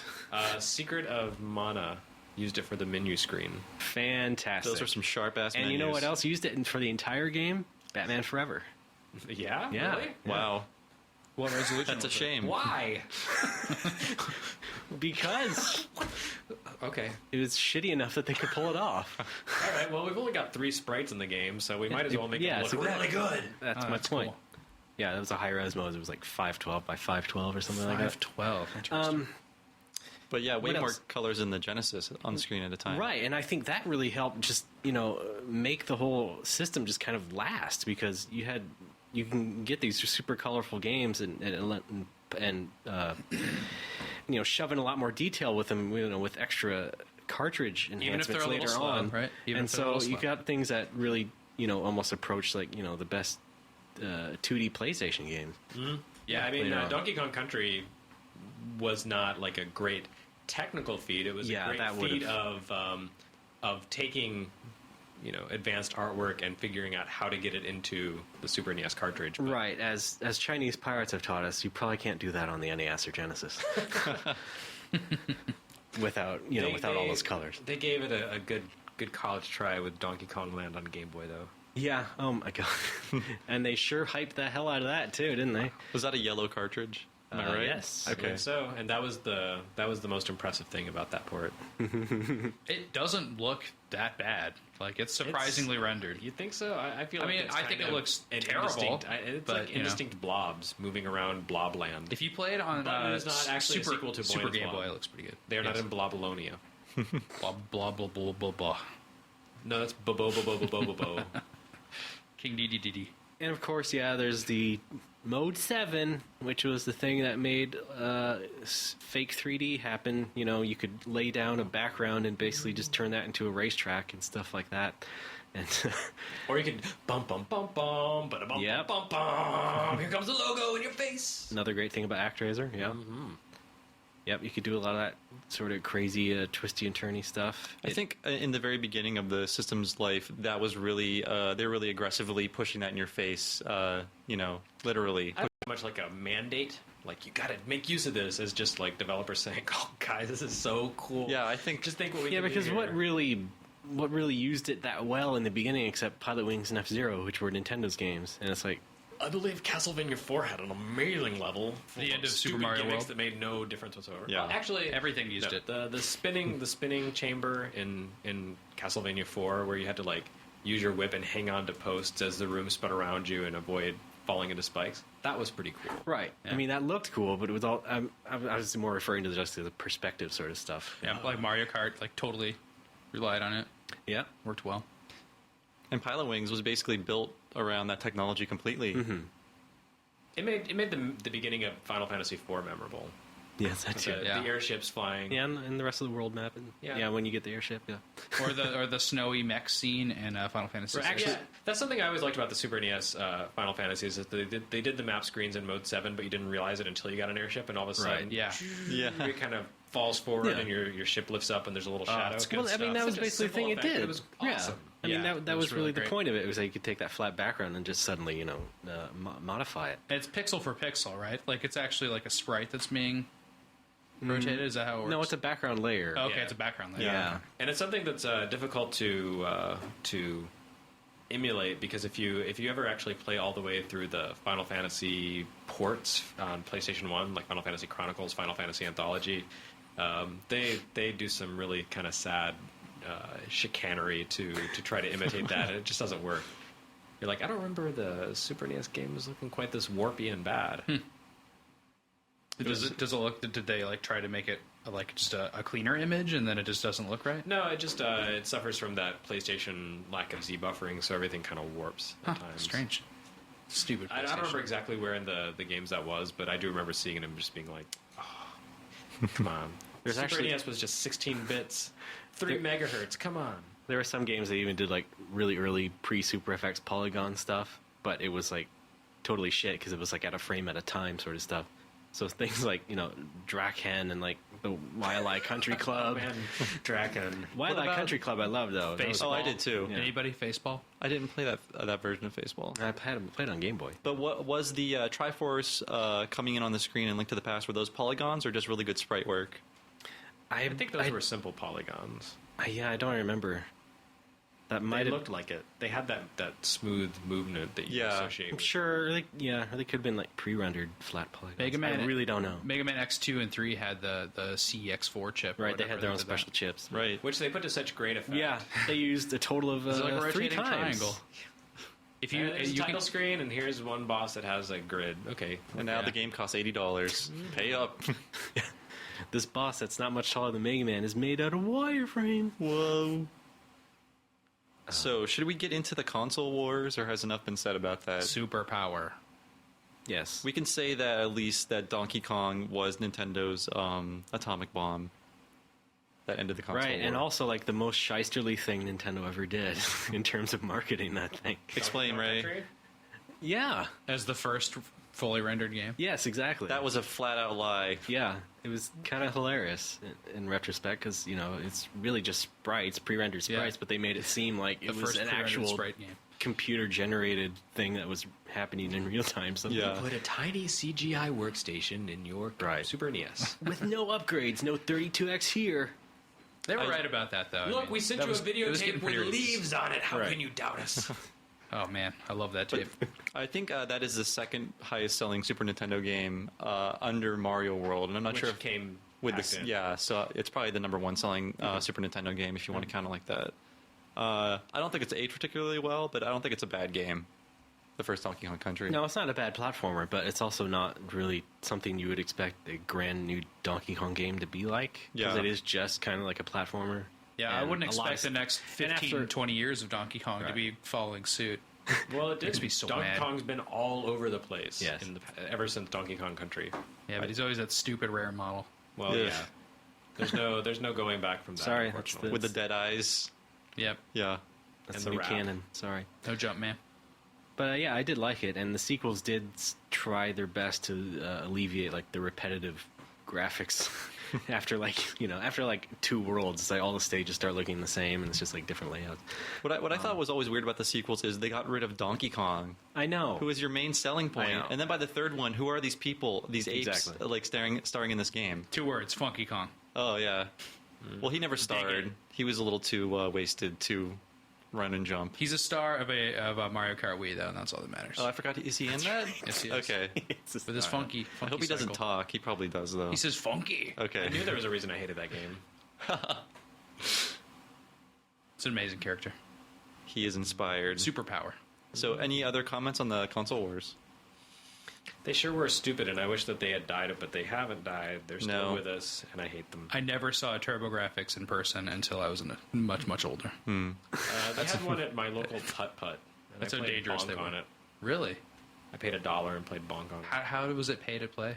Yeah, it was like Like- they, like a the kiosk? Putt-Putt had the arcades, and then they had like an area with consoles. and Wow, kiosks. I've never Just heard of that imagine an Oh, old. Bonk! I've seen commercials for this. I think I'll play it. Oh, okay. Well, I played it. That's nice. I just imagine an old man sitting in his stool with a stopwatch staring at you and just like 20 minutes. I don't remember how that worked. Yeah. But I do remember that they would sell the old games from their kiosks, and that's how I bought Metal Storm for like $20, and that was worth it. That is nice.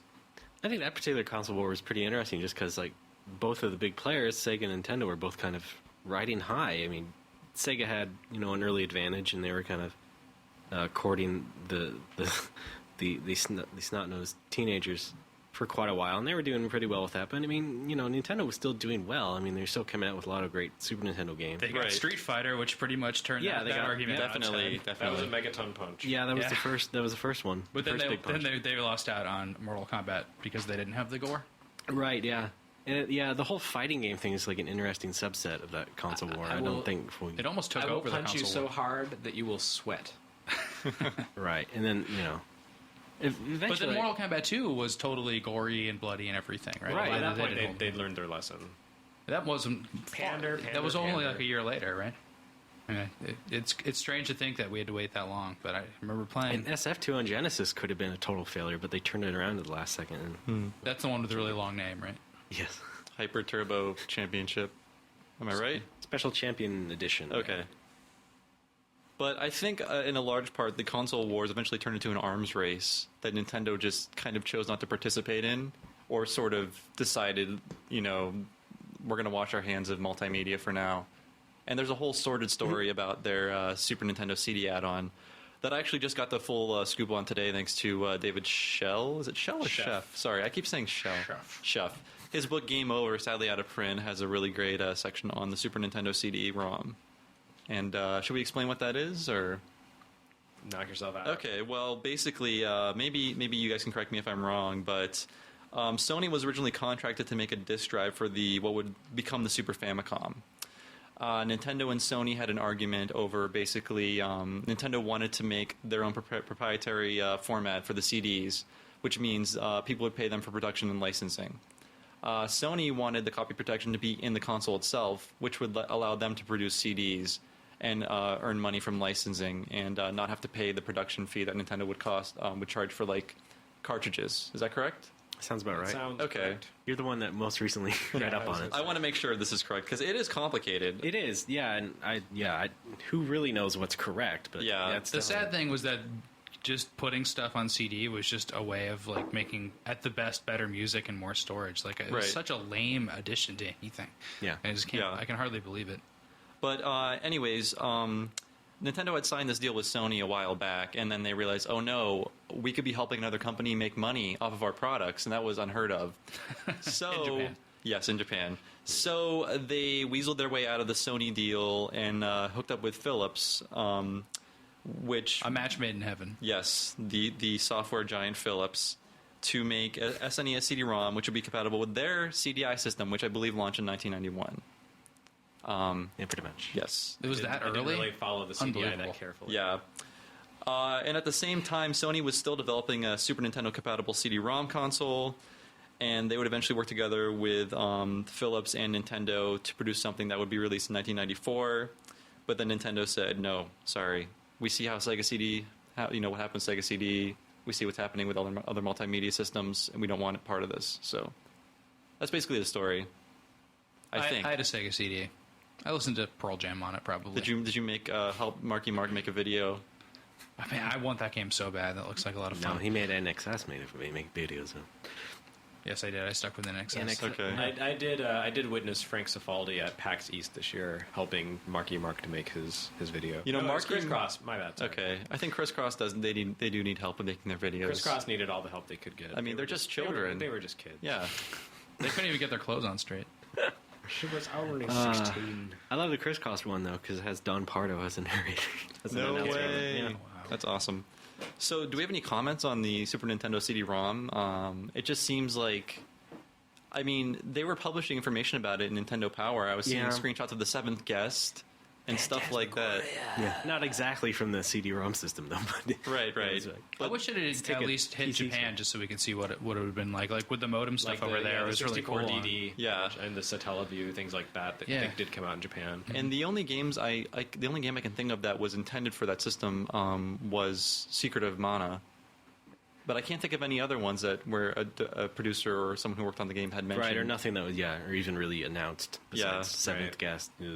Secret of Mana had such a troubled life because that was supposed to be a Famicom Disk System game, and then that was canceled, and they said maybe you would like to buy this other game, Final Fantasy, instead. Yeah. And then that was taken over and was meant to be designed for Super Famicom CD-ROM, and then they pulled that out, so they just took the game that they had created and said, okay, let's just cut chunks out here.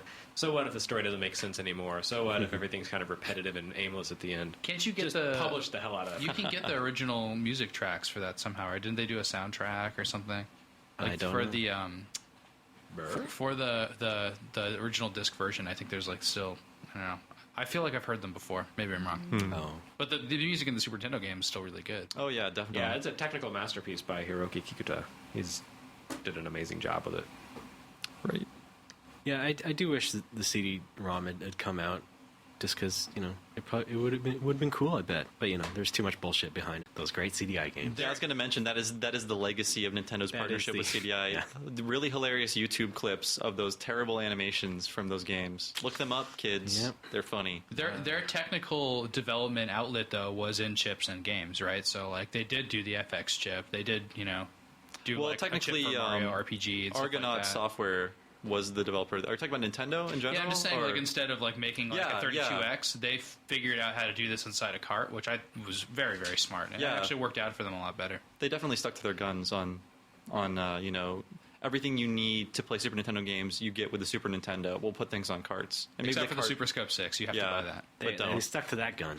All right, I need to run to a meeting, so I have to go. But I will answer one last point before I leave. What Super NES games still need to hit the Virtual Console? Sorry, spoilers for later in the podcast.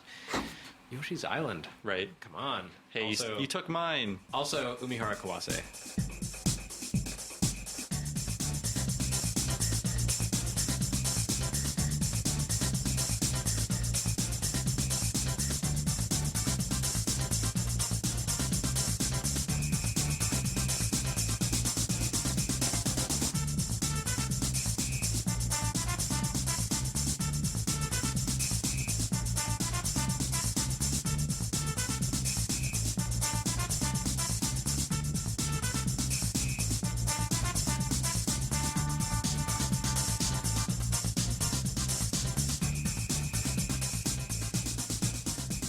So, where were we?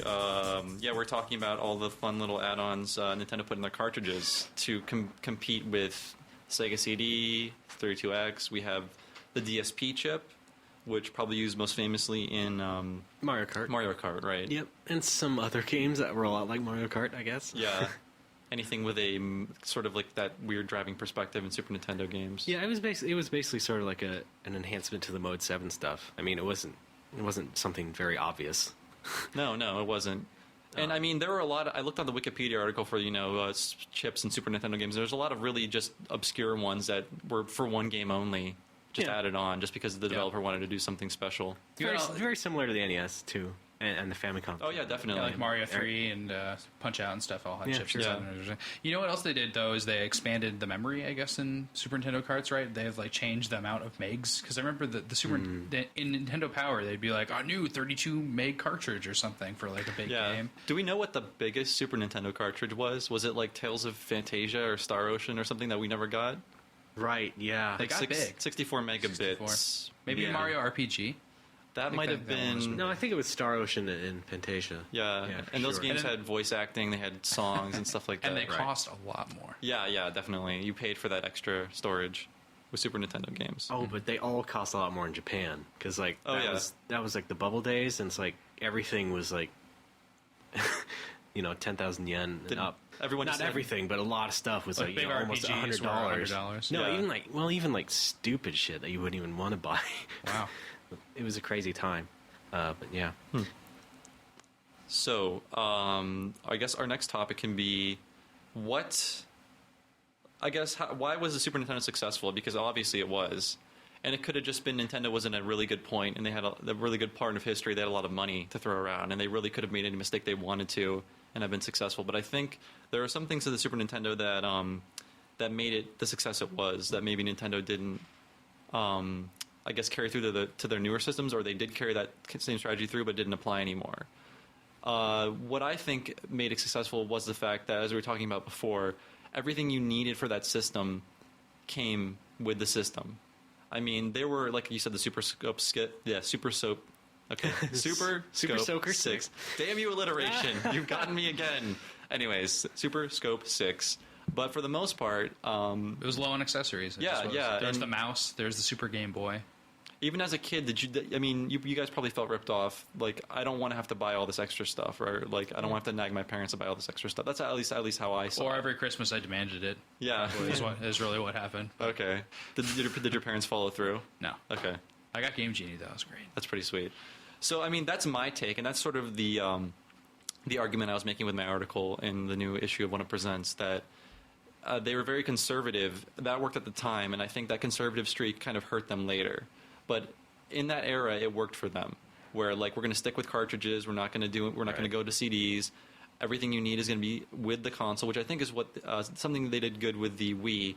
I guess you can discount the Wii Motion Plus, but the motion controls come with the system. Right. So I mean, there's no extra cost. Well, it allowed them to innovate in gameplay and games instead of just constantly being reset with, like, what are we going to do with the CD system now? What are we going to do with a 32-bit add-on? Right. Like that started people back at square one for development. If you started the early days of Super Nintendo and developed, a couple games over that generation, they would be better and better and better. And whether they intended to or not, they just weren't jumping on bandwagons. Right. It was just this thing that Sega was doing, and some other companies, trying to promote the next level of entertainment or whatever through whatever shitty platform they devised. And I think the part of it was also they didn't fragment their audience. Right. Even though they had 3 consoles out at the same time, they were supporting all 3. You could have a Sega Genesis, but you couldn't play Sega CD games unless you had that. You also needed 32X to play 32X games. And were there some Sega CD games where you needed a 32X too? It's all confusing to me. You didn't have to use mandatory, but there were 32X enhanced CD games. Okay, that's what I thought. So I mean, it was that. I mean, I still don't understand it. I had to go to you guys to figure it out. So, I mean, that's pretty simple. Just start from the beginning. Yeah. Well, first of all, there's 15 wires. Yeah. And they all have to go somewhere. Don't cross them. them. Some have 10 pins. Some have 8. I bought a Sega CD way after the fact, like 10 years ago, and it came with this weird piece of metal that you had to leave in the system, Right, so that it didn't shielding explode or something. I don't know. Well, there's the piece of metal that goes under the Sega CD that connects the expander to it. Yeah. But there's also the two pieces of metal that go inside the Genesis slot that you fit the 32X into. Okay. Because for some reason they just decided not to make it fit the right way. That is some janky technology. Basically, yeah, Sega just put a lot of sharp objects in a box for kids to They play were with. sharp. You could Yes. cut yourself. Don't swallow these kids. Yeah, all in the interests of the FCC. Is that what it was? Was radiation Pretty much, shielding? yeah, a lot of RF shielding. Yep. Oh, okay, got it. So, I mean, did you guys have any other thoughts on why it was so successful? And I mean, personally, you guys were Super Nintendo kids, or Absolutely. Okay. Yeah. I was had never a really a Genesis. fanboy. I mean, yeah, well, like Sam, I was indoctrinated. I was totally a fan. I drank the Kool-Aid. Even today, the Genesis, I don't like it, and I think it's a lot of it has to do with my feelings as a kid. I didn't like it because I got rid of my NES. I got a Genesis, and it was disappointing. I just was disappointed with it, especially when I saw what I wanted to play was on Super Nintendo, and then I had to wait a long time to fulfill my wishes. And now looking back, I just missed out on a ton of great Genesis games. I just wasn't aware of them. I don't know why. Maybe they just didn't advertise to me. maybe you didn't subscribe to Sega Visions magazine. That's what it was. I didn't have the Sega channel either. yeah. Well, so few of us did. Small diversion. Did you actually have to pay to subscribe to that magazine? Because it came to my house for free. I didn't have a Genesis. Weird. I enjoyed reading it to see what I was missing out on, but I had a free they were trying to subscription get for ya. Yeah, it's like, we know you, Nintendo kid. Yeah, they probably bought a Yeah. bunch of addresses from Yeah, whoever maybe. published Nintendo Power and then Yeah. sent them out. I appreciated the free reading material though. That's how you got your Donkey Kong VHS as well. Oh man. Mailing lists. Yeah, one of the things that I wrote in my magazine Scroll for the first issue was about how the Super NES was a really enduring system in the way that, what Nintendo did is that they started ahead of the curve at the beginning by adding all that extra tech and stuff and having the 32,000 colors and whatever. And that really let the games sort of age a little bit slower. And I mean, the best games, for sure. And I think we all thought that was going to be PlayStation 3's strategy. I mean, Yeah, exactly, I'm not right? joking. I mean, I think Yeah, that yeah. it's supposed to be, yeah, it worked out a little better here. And, maybe I probably didn't explain it that well in the magazine, but I was just trying to make a point that, someone could have a Super Nintendo now, today, and have that be their only system, and still, hook up, one of the best games for it, like Chrono Trigger or some other game that everybody loves, and, still get a lot out of it. Yeah. I think, and you hear, you've heard stories about people who still play Tetris and on Game Boy and stuff like that, and that's the same sort of thing. It's like, you make the right game for it, and it hits the right nerve, and it can really just sort of last and endure. And that's why I think that the Super NES really hit more than a lot of systems in the past and beyond that. Well And said. beyond it. Well said. Yeah. Yeah, I agree. And I think a lot of those games are timeless just because no other developer really puts that much effort into 2D graphics, even when Right. they do exist. So And another thing is that, the games and game genres that made a big splash on the NES, both here and in Japan and stuff, were just basically all carried over to the Super NES. And, a lot of them were, games that weren't all that innovative, maybe compared. I mean, there was all just platformers and RPGs and stuff, but they did look a little bit better, and they did have, enough added to them that they were still impressive and lasted well. And Genesis' big games originally were sports games, and Yeah. those are the least or those games don't hold up at all. Right? Yeah. You have a And, new sports game every year, so yeah. I think that kind of hit the early generation of Sega games. I think some people still swear by, Madden 94 Or NHL 94. Yeah, Yeah. exactly. I think so. There's some exceptions to that. Yeah. to go along with what Sam said, I think a lot of the early Genesis offerings were arcade games too. And Yeah, and you look at Treasure's games, and those are all great arcade-style action games, and, that's what they were good at, and that's what they really sort of capitalized on. And But Sonic, too, of course. And, Super NES was like back in the Famicom days in Japan, it was lots of RPGs, and then the Super NES got lots of RPGs. Yeah. And so it was just sort of like that carrying on of stuff. And it worked out. Yeah, definitely.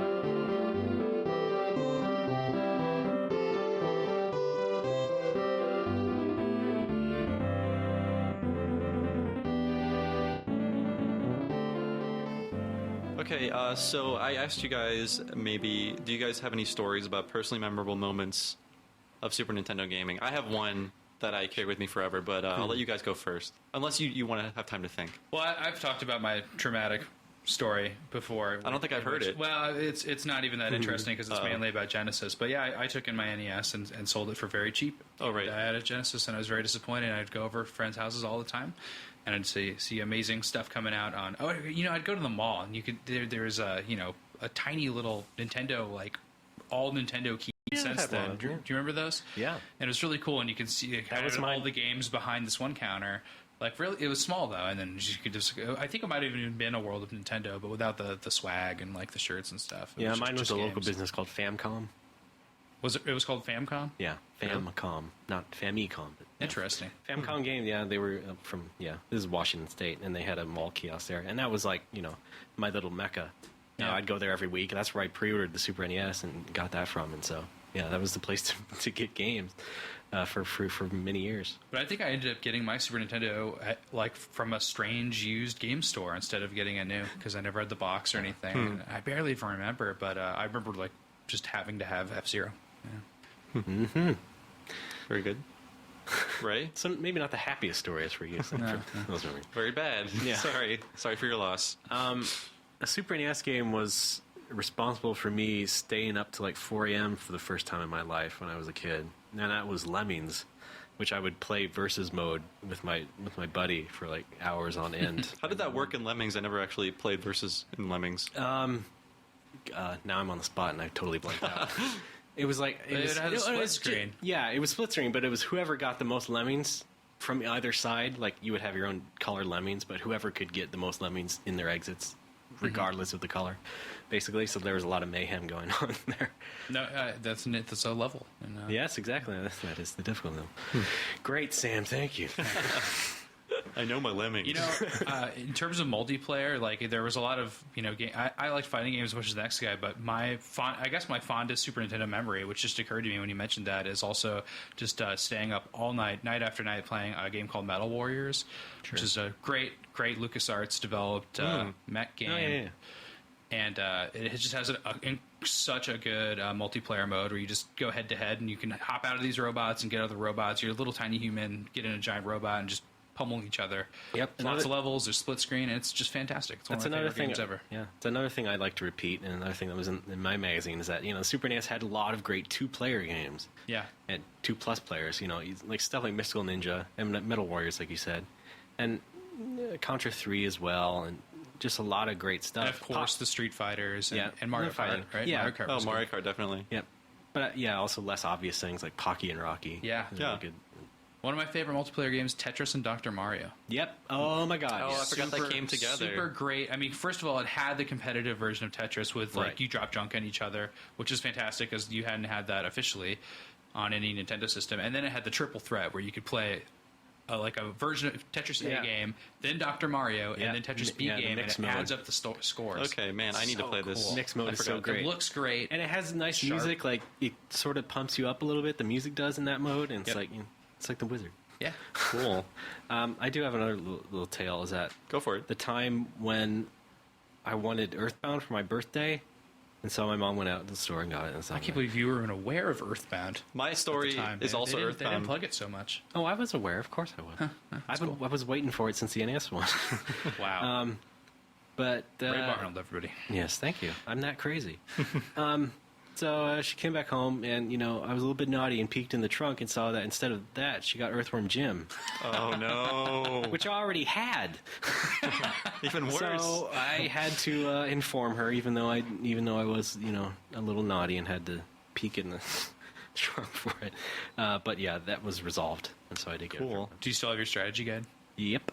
That's very cool. Yes, I do too. Scratch and sniff? Well, I'm sure they're in an old magazine somewhere. Yeah. Still reeking it up. Yep. Reeking up your bookcase. Smelling like barf.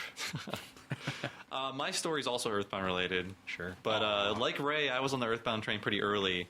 Because of Nintendo Power, they had a RPG section in their magazine.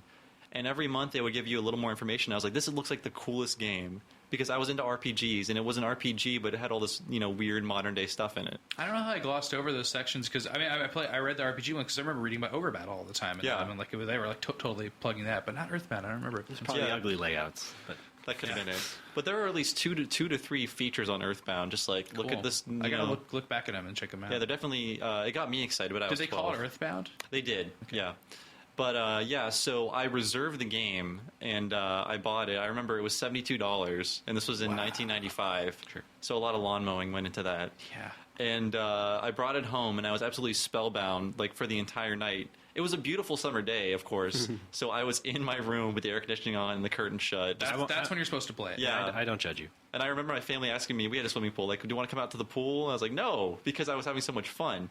But it got to the point where I had finished the first 2 towns of the game, and I'd gotten to the town of Threed, which is the part of the game where there's zombies. And I was like, I could play more, but I'm going to stop, and I'm going to savor this game. And I think at that point in my life, I had not really had an appreciation for video games, but it was that moment where I thought, like, these are things that you should savor, not just like blow through in a night. And I played through a little bit of that felt game. the same way. I remember that feeling. Yeah. Over Earthbound or just Or for Final Fantasy VI, I think. Okay. Probably 4 also. like I needed time to like sit and think about the game, and not just like tear through it, and that was a very important part of And my level up. And then you become a man. Yeah. So I'm not Jewish, but that was my bar mitzvah. Yeah, exactly. playing Earthbound. Nice. I became a man. But yeah, that's a really memorable part of my life. Just stopping and saying, no, I'm gonna wait. I'm gonna play a little bit this at a time, and then yeah. So Earthbound. I could brag. I could say I got the last copy of Super Mario RPG at EB. You son of a! I wanted that. Yeah.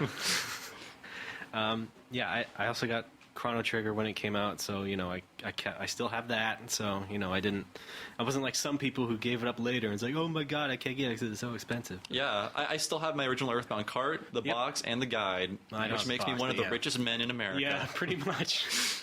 You can sell. Is it true? You can just sell the box online for $100. People will just buy the friggin' box A little from you. less than that, but yeah. Yeah. People. Crazy. I want the Earthbound box. fans. I'd buy it from you. Well, if things get rough, No. I know who to go to. I wouldn't take your box. It Okay. sounds like it means a lot to you. It is very meaningful. So, I guess this is a part of the show where I asked you guys to think of some underrated or overlooked SNES games that you're fond of, because it's easy and it's kind of boring to just go, oh yeah, Mario World, Super Metroid, Chrono Trigger, the ones we know about. Yeah. But maybe what are some ones we don't know about, either, strange, weird titles, imports, or what have you, that you guys would definitely recommend? Tetris and Dr. Mario and Metal Warriors, which I already mentioned Yeah. are top of my list. I would say like They those sound are, good. Those are super fun, and like to add to that, man, essentially, UN Squadron is like one of my favorite shooters. I think that one's really good. Oh, yeah. It's an earlier one, and then I always had co-op fun when I haven't played this in a long time. I've played all these other games a ton, but I'd never played Joe and Mac anymore. But I used to have so much fun with Joe and Mac, the Caveman Ninja. I love the Caveman Ninjas. I was gonna say the spiritual sequel to that, Congo's Caper, is also a good platformer. It's a good one. Yeah. Oh, I gotta check that out. In Japan, it is canonically like the second game, but it's none of the characters. So Well, there is a Joe and Mac 2, yes, Yeah. but that's not the same game. There's a Joe and Mac 3 with weird RPG Which is Joe and Mac 2, elements. actually. Is that true? Does that have weird RPG elements? Or no, like... it just has like a world map. Okay. But And both those games are arcade games, right? So the first they're one, good just the ports. first one. Yeah. There's a Just really, Caveman Ninja. really bad Joe and Mac on the NES. Oh, I'm sure it is like a Tough to find. terrible. You know terrible- why? Because it wasn't made in Japan. Yeah. Oh snap! What about a little game called Rock and Roll Racing? You guys like that one? Yes, sir. Absolutely. Yeah. Was it anything like Biker Mice from Mars? That racing game, sort of I don't know, isometric perspective. It was isometric. yeah. You might be Okay. getting confused. Yeah, I think Rock and Roll Racing was more of an analog to RC Pro-Am. and I played both. But did Rock But and Roll isometric. Racing have actual rock and roll? It did. That's it what I had thought. a bit version of Paranoid in it. Oh, what? It's really, really funny. Wow. It had a full. Yeah, the soundtrack was all. Don't forget the Peter Gunn theme. Yeah. But was that Blizzard? Am I thinking? Yes. Okay. Crap. One of Blizzard's first games. Very few games with licensed music at that time. Remember how Right. Green Jello did the Spider-Man and Venom and Maximum Carnage soundtrack? And if you played times. Revolution X, you'd get like 5 seconds of Ragdoll when you turned it on. Yeah. They couldn't handle the Smith. No. Oh God! Stop the New Order bus. What do you guys got for me? I got some summer gaming to do. Oh, so wait, what else? Bray, did you want? Yeah. I also like Spike McFang. The Spike Twisted Tales of McFang. Spike McFang. Ray, you were reading my mind today. Yeah. Oh, okay. Well, I'm gonna name another one that you mentioned earlier. Okay. But Spike McFang is really great. It's just a cute little overhead sort of action game, and it has a really the localization was oddly comedic. I think. I mean, it was kind of smart and goofy, not like super Who made smart it? subversive stuff. Red Entertainment. Yeah, but BPS published it, I believe. So yeah, Red of, I mean- of Bonk fame, and what else have they made? Sakura Tyson. Yeah, that's right. So Yeah. is that your only one, Ray, or do you have another no. He was recommendation? going to mention the Trolls game too, right? Super Troll Island. Yeah. Ugh. No, also like a Run Saber, which is an action game from Atlas, and it's very Strider-like. And yeah, Did that get localized? yes, absolutely. I did not know that. I'm also kind of partial to the Super NES version of Tetris 2, which kind of has this super bizarre Tetris 2, art style to what it. a strange game. We have and the superior Tetris Attack. So right. Yep. That's Yeah. a really good one. But Tetris 2 is really interesting. Yeah, and on NES it was too stripped down. Yeah. But it's still the Yeah. functionality was everything. But on like Super NES, they give it like this super weird cartoon Yeah. art style sort of thing. Hatris. You a fan of Hatris? Beltris. I've never played Hatris. I have Hatris, not so much a fan though. Yeah. But you know, Bob, I believe it was you who mentioned this game when I was peeking through the preview of One Up Presents. Was Gunman's Proof, Yeah. which was a Japan-only game from like '97, which is like Wow, it's late. It's like Zelda 3 married with sort of an Earthbound aesthetic. Yeah, definitely. That's how I would Yeah. describe it. So do you actually swat at stuff with a sword now? No, do I you know use it a has turn-based? guns though. It's like Zelda Guns? 3 with guns. Okay. You have pistols and Uzi, bazooka. You have all kinds of weird weaponry. Right. But it's all really cartoony. Yeah. And it's also very goofy. It has You good didn't music import as at well. the time, did you? No. This is a emulator discovery. Yeah. I finally got a Super Famicom converter recently, but I don't have that great of stuff for it. You can also just get one of those clone systems too, and just Yeah. easily rip. But here's it what's cool is that I got this from a friend who'd had it back in the day, and it has one of those battery packs that does like a save yeah. states. Oh, cool. It's crazy. Sweet. Anyways, my picks are sort of related. I have The Ignition Factor, 1995 by Jalico. Yeah, Is that I how you like the say? Fireman better. That's my second choice. Yeah, the I like it Fireman. better. Yeah. They both sort of play the same. The Fireman's a little more cartoony. Yeah. But they're both really like, I don't know what caused these two games to come into existence at the same time. Yeah, that's the weird thing. But it just makes me think of an era where you could make a firefighting game, and you could just do whatever you wanted to. They And- should have used the Super Scope. Yeah, they could have. I don't know why they didn't. Hold but like a fire hose.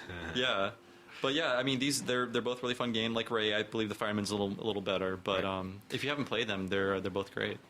Yeah, they have the Fireman 2 is on the Japanese PlayStation Store. There's a Fireman 2? Yep, for PS1. Oh my So- god, I didn't know that. Graphics ruin it though, right?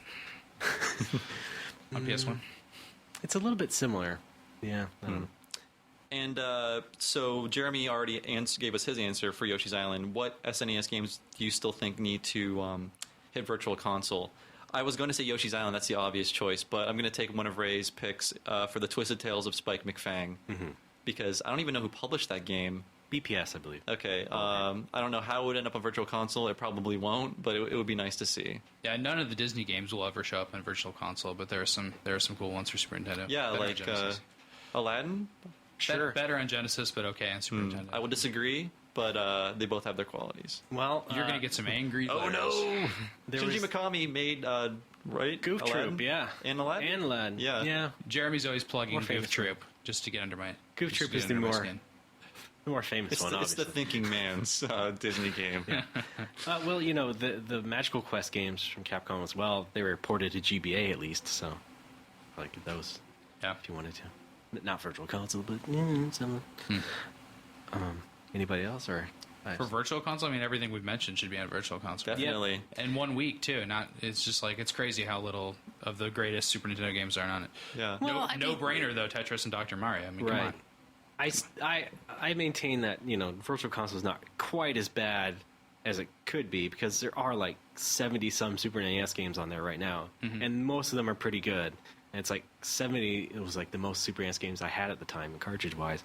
But I think There should be 500.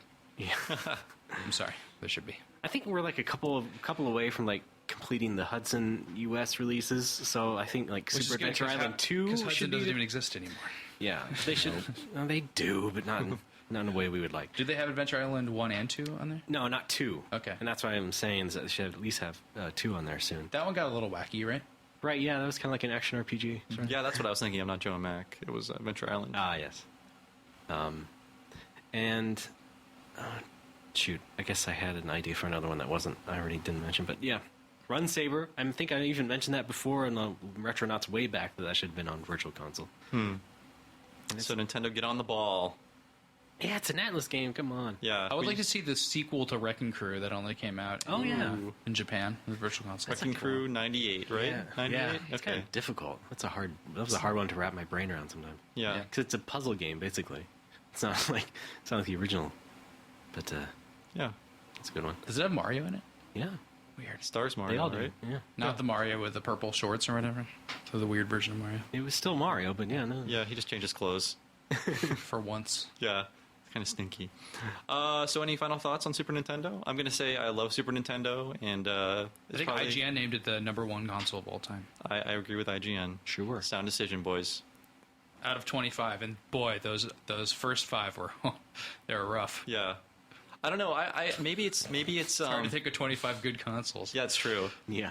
Maybe for me, the PlayStation 1 would tie just because, I don't know, I think I started getting money at the same time as the PlayStation 1 came out, so I was able to sample a lot more of the games. And there was a lot of, the library seemed to be much bigger and like more experimental on the PS1. And again, you had a lot of carryover of genres and franchises that people loved on Super Nintendo. Right. As you were saying earlier, though, just going back and playing those games, much more playable than anything before it. Especially, I mean, I love the NES. That's my system. I love it. Yeah. But it didn't have enough colors. I can't sit down with a bunch of people and show people, like, this is a really great game. You just have to play it for a couple hours to figure it out. Super Nintendo is usually not like that. It's pretty from the start. Easily accessible. Good controllers. We didn't talk about that much, but good controllers. Oh, my favorite controller, absolutely. Everybody goes to like a Saturn controller is the best thing. No, I remember thinking the L and R buttons were like so like unusable. Like, how will I ever wrap my brain about? You can look forward like 2 feet in Mario World. Yeah, they barely used them in the beginning, but then later on they used them for a lot of stuff. Yeah, yeah. We should have mentioned that the controller sort of dictated how all controllers were to be made after that point. Mm-hmm. It's a good one. Pretty much. Yeah. It was a good indicator that you should always make your console gray and not black or purple. Yeah. At least for Nintendo's case. Because, PlayStation was gray, that did well. Helped the console war tilt towards their favor, too. Because how do you play a three-button fighting game? I mean, just, that was brutal. You hit the start button to switch between punches and kicks.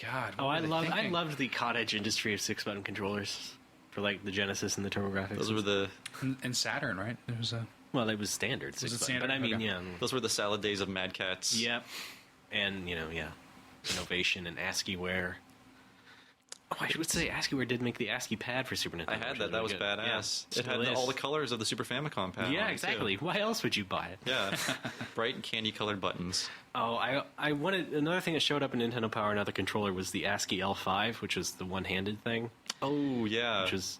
only in Japan, but and they made one for the PlayStation, too. Yeah, it was a little bit different. It wasn't quite the same. Didn't have the same appeal. Okay. It was for one-handed people, or was it for pros? The pitch was you would play RPGs with it and then write maps with the other hand, because you do a lot of map making in RPGs. Wow. I know I did. 16-bit days. Craft paper. Get out the graph paper. All right. How do I get out of the mist cave? I know these two really cute girls, and their sisters and their mom. When they were kids, made their Zelda maps for them. That's adorable. And they still have them. And it's so cute. When I go over to their house, I'm like, dude, I want to see your mom's Zelda maps. So I've taken pictures of them before because they're so cool and they're so carefully done. It's just really great. Well, guys, I'm glad we could all agree that the Super Nintendo is awesome. I'm sure Jeremy also agrees. But thank you for joining me today. As it's my first Retronauts that I'm hosting, and hopefully not the last. Hear, hear. And if you don't like what I'm doing, then vote me off the island. All right. If that's possible. Well, put down your hand. I guess that means we should form an alliance. Yeah.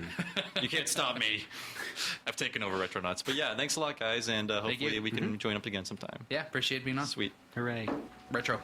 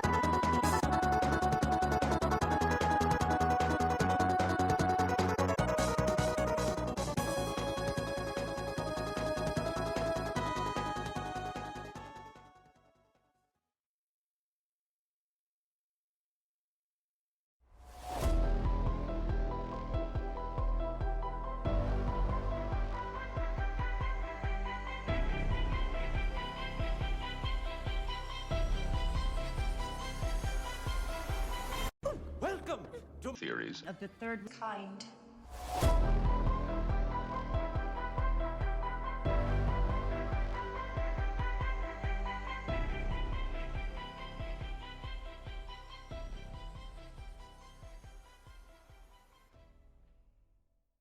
Welcome, welcome, welcome. First off, I want to say, what's up, bitch? You better leave that in. By the way, we're not loopy this week. We're doing just fine. I don't know. Well, it's not 4 a.m. or 3 a.m. or 2 a.m. It's 6 a.m. or 6 p.m. Aaron's not good with math, like he said. Exactly. All right. I want to thank you, to whomever you are listening, for opening your minds to receive extra knowledge nuggets each week. It means a lot to us. It does. It really does. And I want you to know that. Also, before we start, since you are a Patreon subscriber, remember that you get priority in topic suggestions.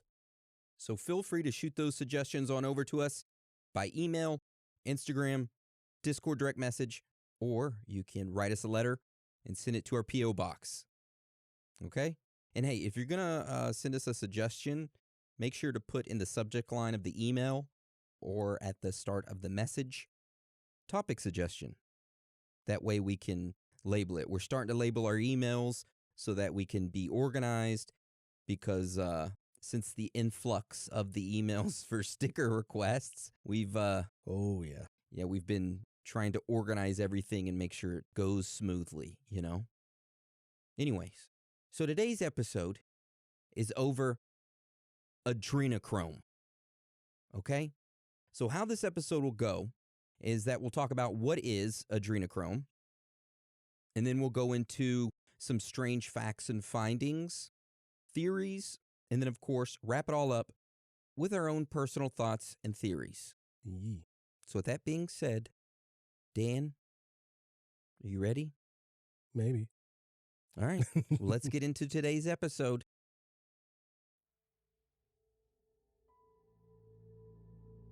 A mystical psychedelic that has been around for ages. It has been used by politicians, individuals in Hollywood, and the global elite. This chemical is harvested from the blood of frightened children and then consumed in satanic rituals. This is the darkest drug of them all, adrenochrome.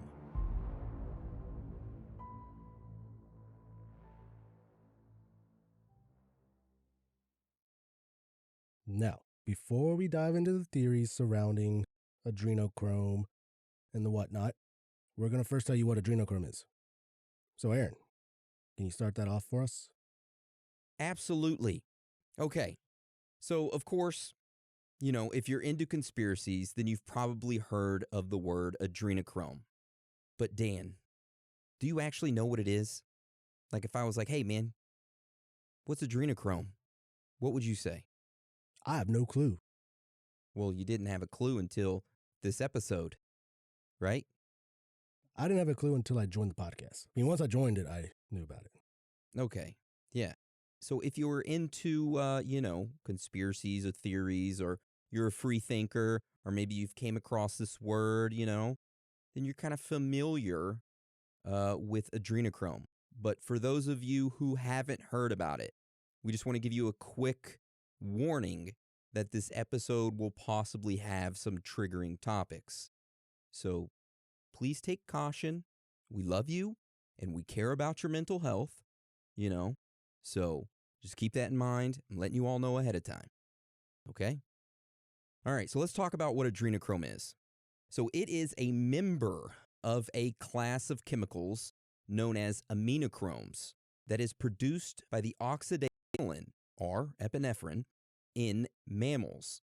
Now, this chemical concentrates in the body during certain times of extreme fear or just, terror, or you're scared, or you're frightened, or somebody jumped out of the corner at you and you're like, whoa, bitch, get out of my face, You got adrenochrome running through your blood.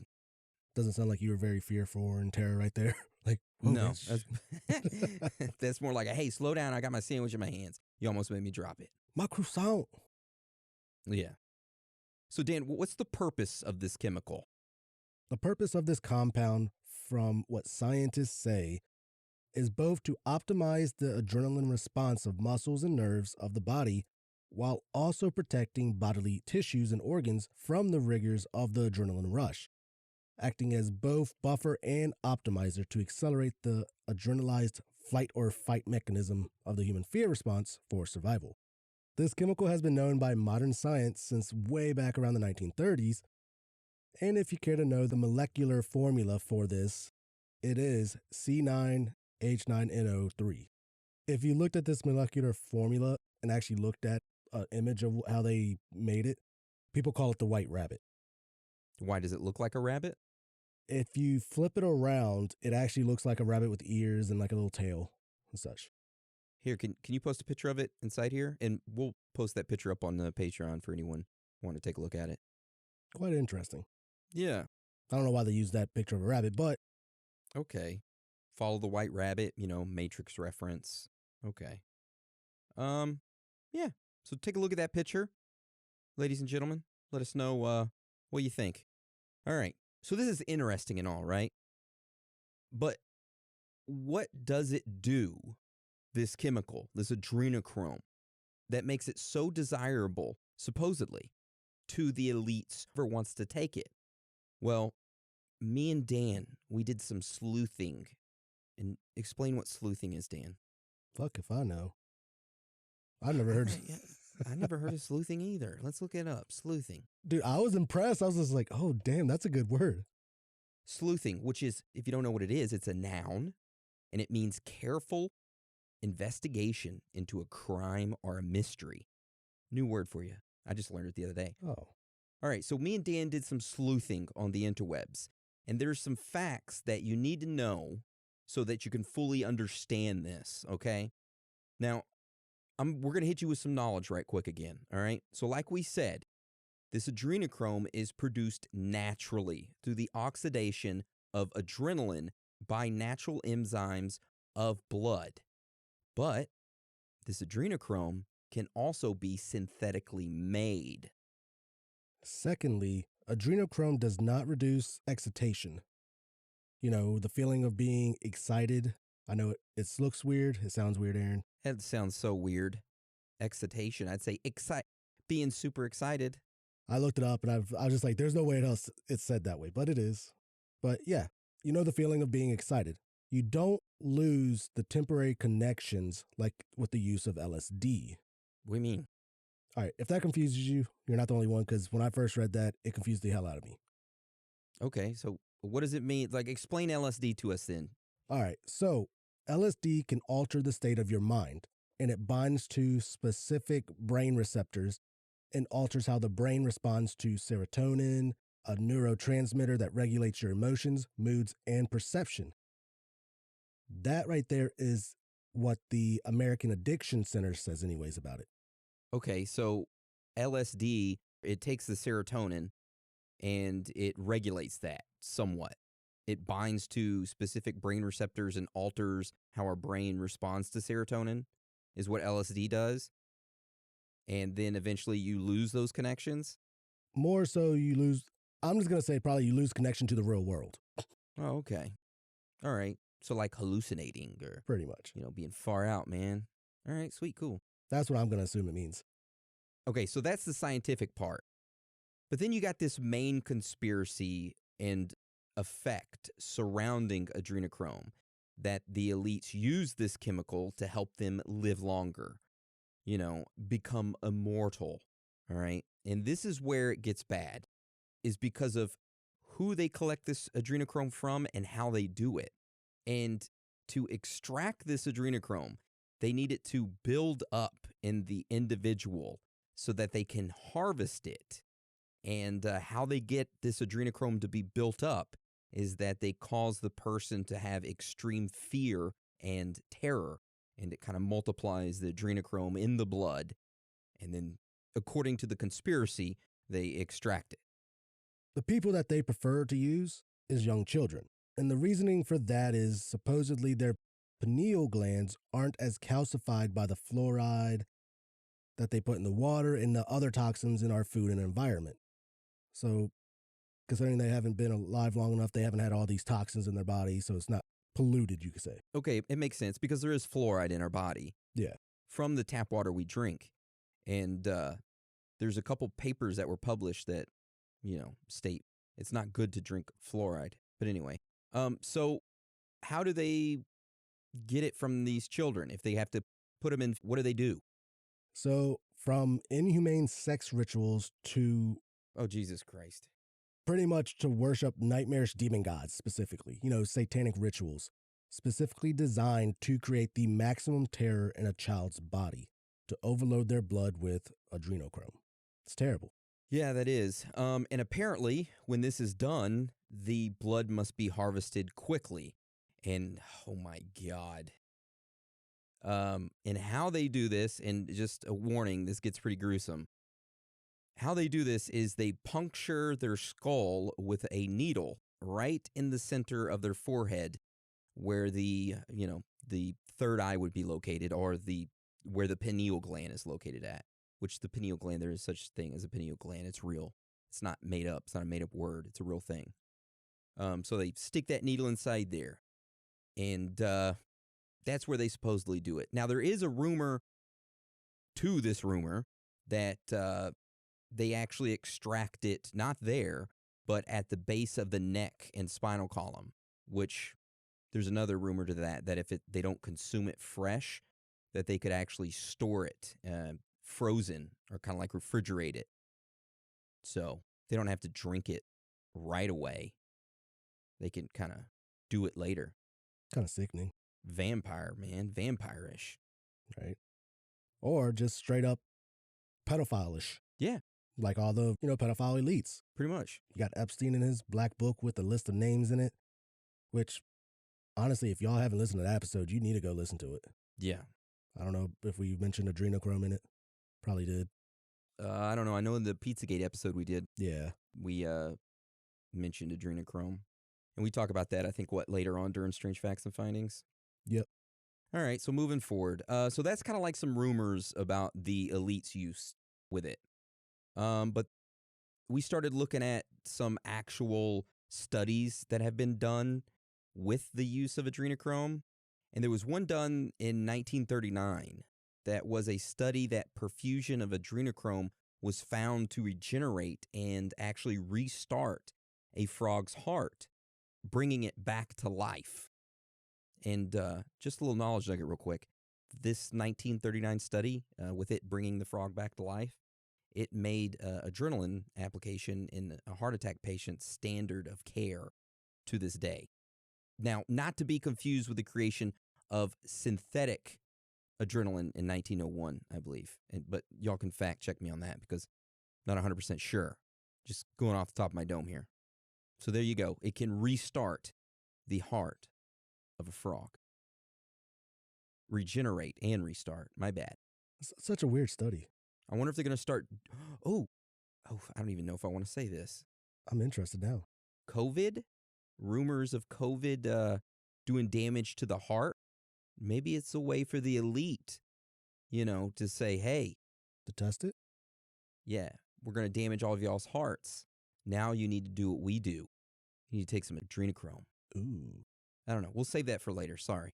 All right, so tell us about this other study that was done. All right. Another Belgian study in 1946, doctors were able to use a perfusion, like Aaron said. If y'all don't know what that means, it's just, means the passage of fluid through like the blood vessels. Sorry for not explaining it earlier. We have smart listeners. I just assumed that they knew what we meant by that. They probably do. They're probably just like, why are you telling us this? We already know. Doctors were able to use a perfusion of adrenochrome to bring an ear of a rabbit that was intentionally frostbitten back to life with only a few exposures. This restored vascularity and nerve stimulus response to previously necrotized tissue. So it actually regenerated the tissue and brought it back. Wow. Okay, so this study actually helped doctors prove a hypothesis that the application of oxidized adrenaline, or aka adrenochrome, had the capacity of restoring, the nervous response of, to stimuli in the rabbit's damaged ear. That, like I said, they intentionally did 4 weeks prior to that experiment, or like Dan said, not me, which we have a link to that study. And you can check it out for yourself. We'll post it up like we always do. Take a look at it. I feel bad for that rabbit, though. 4 weeks, they purposely made that rabbit get frostbite on its ear. Yeah, well, hey, you know what? It's got its ear back. That's all that matters. Well, it's probably got some, PTSD. Yeah. Anyway. All right. So what about like the current time? Do they use adrenochrome for any type of medical use when they, or after they did all these great studies on it? You figured they would. Well, during current times, adrenochrome really isn't used for anything in the medical field, at least not in the United States much. Synthetic adrenochrome makes for an excellent hemostatic and capillary stabilizing action, which they talk about that in the 1946 study with the rabbit with the frostbitten ear. Yeah, so their findings from that study spurred the practice of applying oxidized adrenaline, or just adrenaline in general, to incision sites of surgical patients, which kind of sped up the nerve regeneration and healing of that. And from us reading it, it looked like using too much adrenaline could actually damage your body, though. So there's like a fine line they had to like walk. So this could have been like the real reason as to why they didn't really use much, or, and if the nerve regeneration is true or not. Because, I mean, you think about nerve regeneration, though, that's really difficult to mess with. And that study was in 1946. So if it actually regenerated nerves, why aren't they using that shit now? Well, here's the thing. If they make it to where humans can regenerate nerves or cells or, anything like that, you cut my arm off, you stick some adrenochrome on it, and all of a sudden I grow a new arm. What do you think the reptilians are going to think? We can't have the humans regenerating arms like we do. They wouldn't allow it. Is that why their tails grow back so fast? Yeah. All right. So that pretty much sums up what adrenochrome is. I mean, we kind of gave you the scientific data behind it and the limited amount of studies that were done about it, what it is, what it has done in previous studies, and it's not really used much today. No. Except by the elites. So, and it's not illegal. I mean, I found a few sites you could go on and purchase it, but it was synthetic adrenochrome, which supposedly, according to a theory, it's not the same as the real adrenochrome, but we'll get into that here in a little bit. Speaking of purchasing it, that's actually our first strange fact and finding. All right. So why don't you tell us about it then, Dan? Oh, all right. So our first strange fact and finding is about the patents for adrenochrome. As you look up the patents for adrenochrome, which will probably be the synthetic adrenochrome, there are like over 4,000 patents for it. But going to the adrenochrome compound, you can view the chemical vendors for it. And guess who is at the top of that list? I don't know. Oh, wait, hold on. Bill Gates. Nope, not Bill Gates. Clinton Foundation. No, not him either. Or them. I don't know. The Wuhan Corporation, China. The same one that was messing with the coronavirus. What do you think of that? Oh, there it is. You're right. 3B Scientific Wuhan Corp. Whoa. Okay. Yep, and then there's the image of them being listed as the number one chemical vendor. And then underneath that image is another image of where you can purchase the synthetic adrenochrome. So they created COVID-19 to get more people to create fear in more people so they could produce more adrenochrome. Dude, I actually thought about that. Damn. We'll post these pictures up, of course, on our Patreon for you people to go take a look at. Damn, that's crazy, man. You found some crazy stuff on this when looking it up. Yeah, I didn't expect to find Wuhan involved in this as well, but... Damn. I mean, now, not saying that Wuhan's the only vendor for it. There's multiple places that do sell adrenochrome, or a synthetic version, they say. I don't know. They got a phone number on here? I can give them a call? I don't know. Their website was very weird, though, because it wanted me to update my Netscape. What the hell? Yeah, I'm just like, I'm not using Netscape.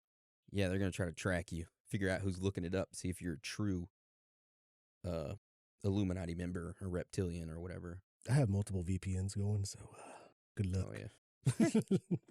They should probably still find me. All right, so let's talk about our next strange fact and finding, which is about a company called Ambrosia. You know, the food of the gods that helps you with immortality and longevity. You ever hear of that, Aaron? No, never heard of that. Yeah, in Greek mythology, the food of the gods, they would always eat like ambrosia and stuff. It's like, it looked like pink jello to me that helps them keep them immortal. So it's not a real thing?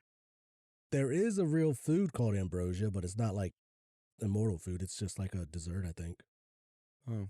It's like named after it. There you go. Okay, knowledge nugget from Dan right there. Spitting it at us. Yeah, he used to watch a lot of Xena and Hercules, and ambrosia was like one thing. Xena Warrior Princess? Hell yeah. Hell yeah, I used to have a crush on her. Damn. All right, so this company, Ambrosia, is about improving your health. And they want to make you feel young again. But not by eating the foods of the gods, but by the use of blood. Specifically from 16 to 25-year-old human blood. Now, not aged, not like finely aged blood. Like, hey, we got a blood that's over here aged for 25 years. No, this is straight from an individual who is between the age of 16 to 25 years old. It's not as young as we mentioned previously about, collecting adrenochrome, but it is kind of pretty young. 16? It's right on the border there. Yeah. But yeah, what they do is they offer blood transfusions with blood obtained from licensed blood banks within the United States, supposedly to match your blood type, which we did find a clip of the doctor that opened up Ambrosia and what he says about it, which we can watch that, and we'll link that video up for y'all to watch as well. Okay. All right, and we'll play that right now. Hello, my name's Jesse Karmazin, and as you heard, I'm the founder of Ambrosia, and we're a company interested in making you young again. So we all know that we're aging a little bit every day. And even though it's gradual, it builds up, and as we get older, wear and tear starts to make us a little bit slower, can't quite keep up, and a little more susceptible to illness. Interestingly, there's a number of companies, such as Google and Jeff Bezos, who are interested in understanding aging at the cellular level so that we may be able to reverse it. And that's what we do. Why is this important? Well, as pictured here, the World Health Organization predicts that dementia and other diseases of aging, such as heart disease or diabetes, are going to be skyrocketing over the next 40 to 50 years. And it's true here, but also in the developing world, which is why we need scalable, low-cost, ready treatments. And that's what I'm hoping to talk about. Now, as you heard, this is somewhat of an old idea. In the 1950s, Professor McKay at Cornell decided to sew together two mice. He took an old and a young mouse, and when they were sewn together, he found that the old mouse, which received the blood of the young mouse, became young again. So its gray hair turned black, it could remember mazes better, its heart pumped better. In fact, in every way, it became young again. And today, we're starting to understand exactly how this works. So researchers at Harvard have identified GDF11, and additionally, there's a greater understanding that when we're young, we produce nutrients, growth factors that are important for our health, but as we get older, we just don't produce enough of them. And so our idea is to use essentially excess blood from blood banks and to help you restore your levels of these growth factors. I got some beef jerky in my mouth right now, so that's why if I sound weird, I sound weird. I'm sorry. I just want to say, his breathing was absolutely labored. He's like, how fucking distracting is that? It was very distracting. If you actually look at the comments, a lot of people were saying that. Second, he mentioned Jeff Bezos. Didn't we talk about him a few weeks ago? Yeah. Like, I was actually surprised that he was just like, there's certain companies that are interested, Google, and then he dropped Jeff Bezos' name. I'm just like, what? Why would Amazon be interested in this? freaking immortality, man. So this guy we just watched in this video, of course, his name was Dr. Jesse Karmazin, or however you pronounce it. And you know how much he charges for a liter of young blood? So much. $8,000. But hey, you get a deal if you buy 2 liters. It's only $12,000. Such a good deal. That's not. I wish that was a joke, but that's not a joke. He seriously does that. Yeah. And before he opened up Ambrosia, he had another company that he did the exact same thing, but it was actually in Peru and Ukraine. And he called it X Vitality Sciences, where they practically did the same thing and transfused young blood into older people. They claimed that there were improvements in people looking younger. Mostly their wrinkles weren't as bad, but the odd part was there was actual no data released with his so-called clinical trials. Just mostly claims by Karmazin himself. Which, a little knowledge nugget here, if you watch that video, he even talks about doing this procedure of transfusing blood, young blood, to older people with using his parents. So he had his parents all hooked up doing this. Damn. Yeah. So anyway, he scratched that old company of his. He actually wiped it like clean off of his record. So he had to like dig for it. So I guess he didn't want people to realize he was with that company before, or he started that one. But Dan, with his skills of digging, he found it. You ain't hiding from us. Yeah, then he opened up Ambrosia, and that got a lot of fame on the internet because of what they were doing. Yeah. So Dan, I got to give him credit for this. Even though I'm going to say it, he's the one that figured it out. So in 2019, he had 5 offices in different cities around the United States. But that kind of started a market for American blood, specifically young blood. Because, I mean, it doesn't work unless you have young blood, right? Yeah. Young blood. Wasn't he a rapper? Young blood. He was a rapper, right? Young. I think so. Then there's a 5 Seconds of Summer called Young Blood song. Young blood. Oh, 5 Seconds of Summer. Oh, my God. Yeah, that's a pretty good song. Yeah, Dominic Richard Harrison, a.k.a. Young Blood. Okay. Anyway, sorry. That kind of got me off track. So since everybody, or since there was kind of like a market now for this young blood, it made the FDA send owner of Ambrosia, Karmazin, or however you pronounce his name, kind of like a statement that was kind of like warning, him. They said the FDA has recently become aware of reports of establishments in several states that are offering infusions of plasma from young donors to treat the effects of a variety of conditions. The conditions range from normal aging and memory loss to serious diseases like dementia, Parkinson's, MS, I can't say that name, sorry, Alzheimer's disease, heart disease, or PTSD, like we mentioned earlier. So the FDA was like, hey, we're aware that you're doing this shit. And what did they say after that, Dan? They said, we have health concerns about the promotion and use of plasma for these purposes. There's no proven clinical benefit of infusion of plasma from young donors to cure, mitigate, treat, or prevent these conditions. And there are risks associated with the use of any plasma product. We strongly discourage consumers from pursuing this therapy outside of clinical trials under appropriate institutional review board and regulatory oversight. So Ambrosia and their leader got this notice, and they were like, whoa. Okay, then. And they kind of took like an 8-month hiatus. But after looking into it here recently, I think they reopened one of their offices, and that's located in San Francisco. And Dan, didn't you find like a trial or something? I did find one of their supposed clinical trials, which listed what they were kind of doing.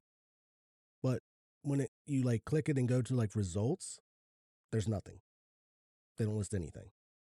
Wow. And it was first posted in 2016. So, and over 200 participants. Young donor plasma transfusion. That's the official title of it. Oh my God. Biomarkers. So they got different biomarkers, meaning that there's different time frames of when they take measurements. Before treatment to 1 month after treatment. That's pretty much it. Yeah, and like I said, you got the study details, the tabular view, which just still lists the same things, but then no results posted. They didn't post anything for results.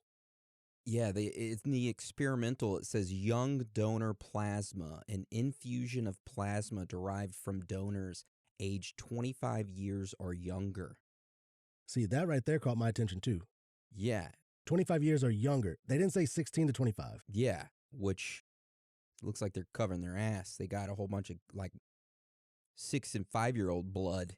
6 and 5-year-olds. Got them giving their adrenochrome to them, and they got like one 25-year-old that they're getting it from just to kind of cover their ass. Yeah, and I believe you have to be 30 years old or older to actually, I guess, be welcomed into the office.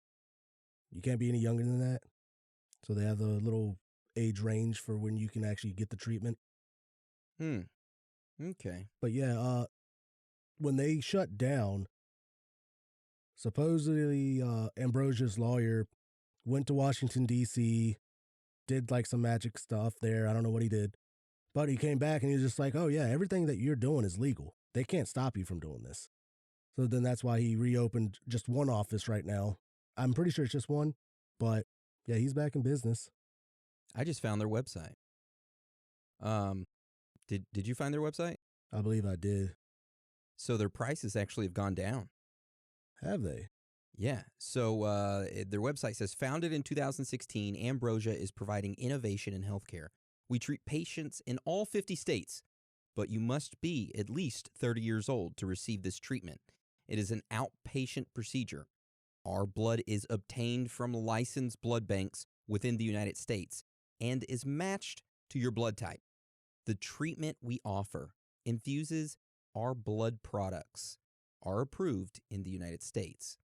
We shipped directly to your personal physician anywhere in the United States and provide them all the necessary training for the following prices. 1 liter, $5,500. 2 liters, $8,000. If you do not have a physician who is able to perform this procedure, please contact us and we will assist you in scheduling an appointment with a physician in the Ambrosia network, for example, in San Francisco. Contact us and schedule your treatment. ambrosiaplasma@gmail.com. Everybody, feel free to go sign them up for farmersonly.com. No, but why the fuck is it? They should at least get a contact at ambrosiaplasma.com, but instead they're using a Gmail account. Wow, and it's a one-page website. Oh, and it's built on Wix, by the way, because I just pulled up their website, or I just pulled up their image that they have down below to see what they put as tags, and it's a static Wix site. Oh. Let's see who it's registered to. Doing some sleuthing right now. Sleuthing. I hope everybody uses that word. And I hope I'm not the only, one who's just figured it out. Okay, so, yep, it's a Wix site because they're using a Wix server, and they got privacy on their domain, so you can't see who owns it. But the creation date was 08/08/2016, and they have a registry expiration date of 08/08/2022. Hey, if their site, I'm going to have to put a reminder down.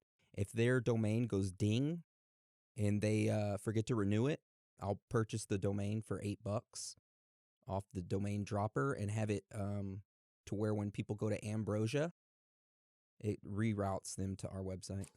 I'm going to do that for every shitty company we come across. Got him. Yeah.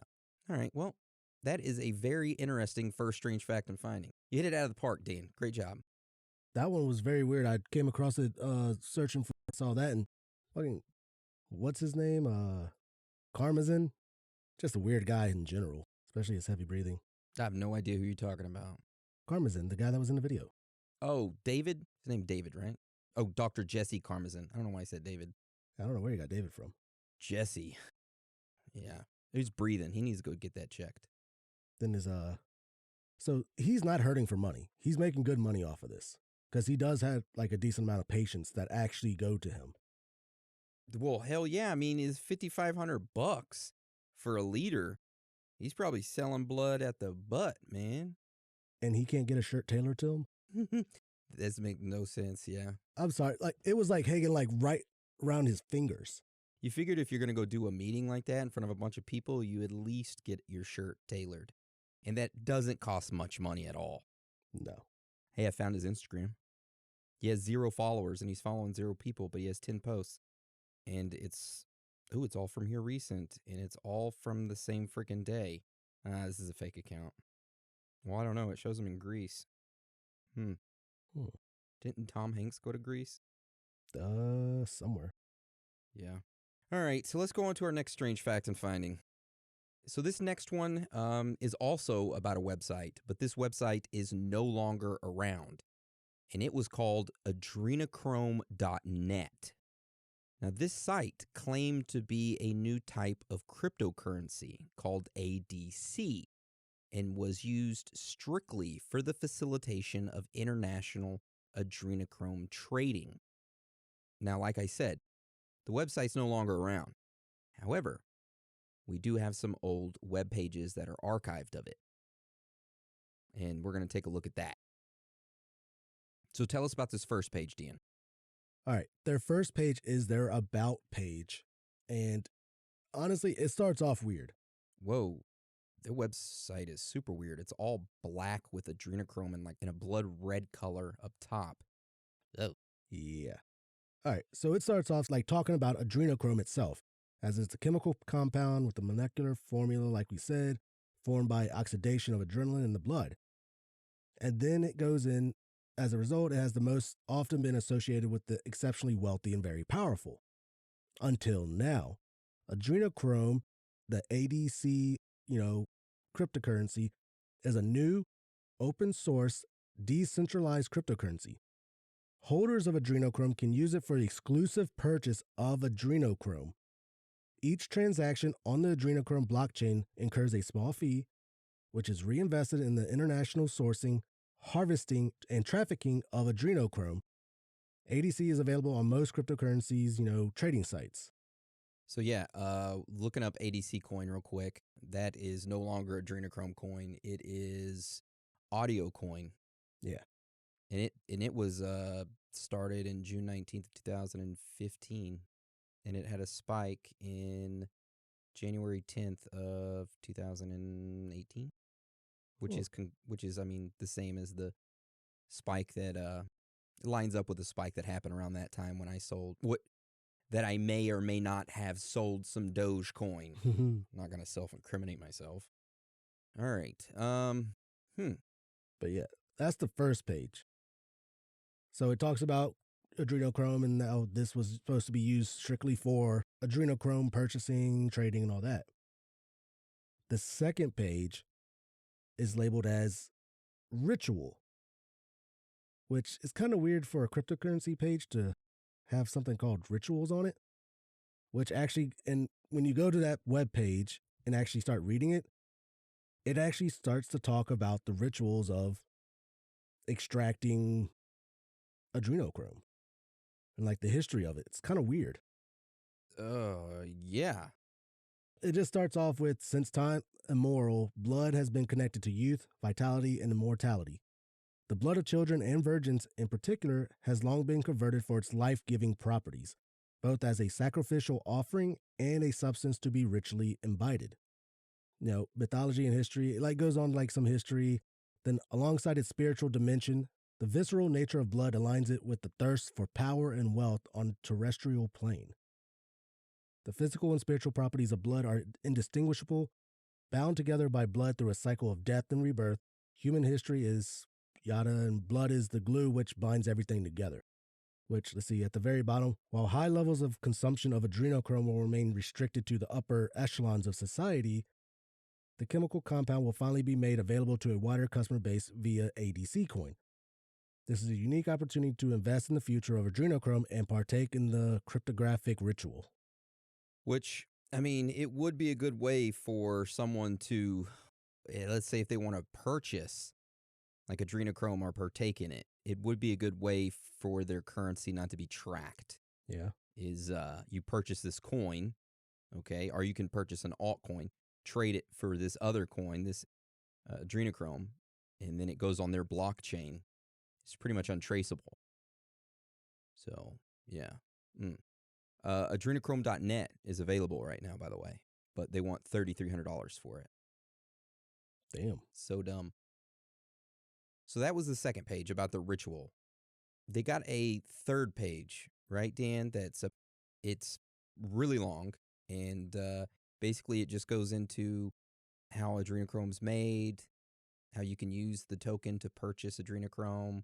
In the future, adrenochrome will be available exclusively from adrenochrome.com. In order to purchase it, you'll need the coin. Is the next generation. And then it says, holy shit. It says, in creating the adrenochrome blockchain and the ADC coin, which I was just talking about, their blockchain, we have a closed loop of resellers and assumed total control of our product during every stage of the journey. And this is their stage. You ready for this? Sourcing, trafficking, harvesting, production, purchase, distribution, consumption, revitalization. Yeah, it's weird. And that's adrenochrome.net. I mean, whether this site's real or not, or just like a hoax, it was shut down, not shut down, but they forgot to pay their bill on Wix or Squarespace or whatever it was. And anything connected to it just kind of seems gone as well, because the ADC coin never came to light. Or maybe it did, and we aren't aware of it. And they, or like they said, they control the blockchain and everything. Possibility. They had it up for a while, got enough people involved in it, shut it down.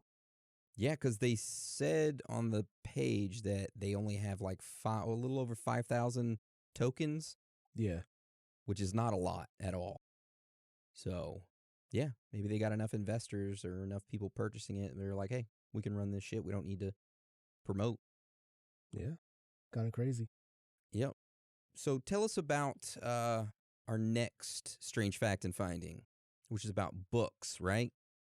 Yes. So, of course, there's been some books.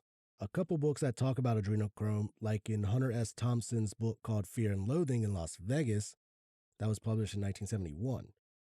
The man Duke in the movie ends up taking a couple drops of what is supposedly adrenochrome, to which they say in the book it's like a psychotropic type drug. Have you ever seen that movie? I've seen bits and pieces. I've never actually watched it. It's a pretty good movie. It's not great. Johnny Depp in it. Yep. So there's another book that mentions adrenochrome, and of course it's by Stephen King, and it's called Dr. Sleep, which of course that one was made into a movie as well.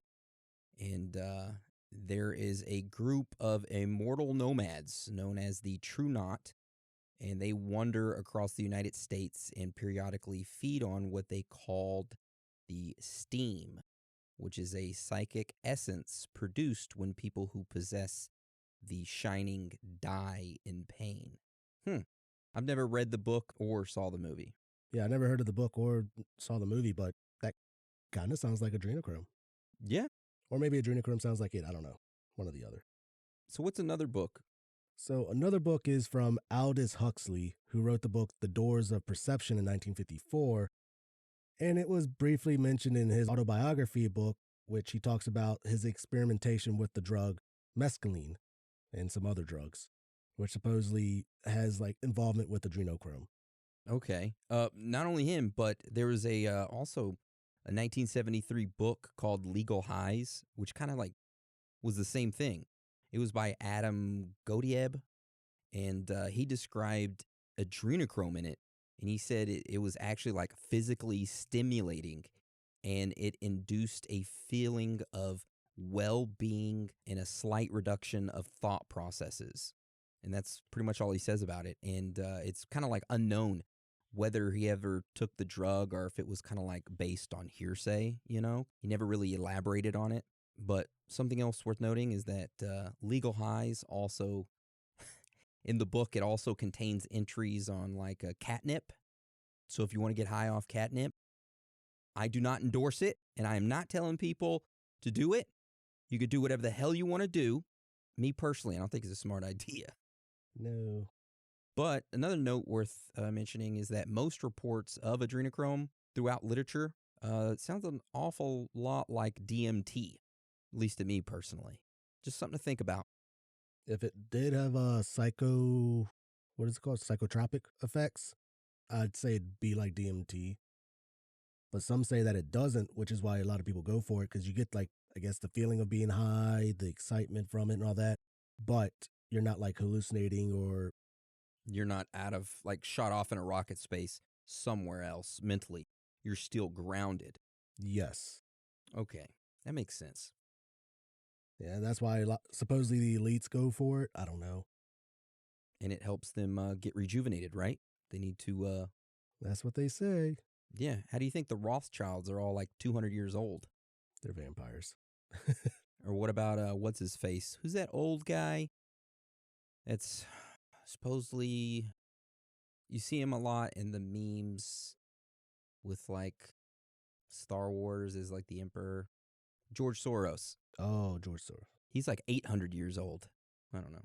Close enough. Yeah.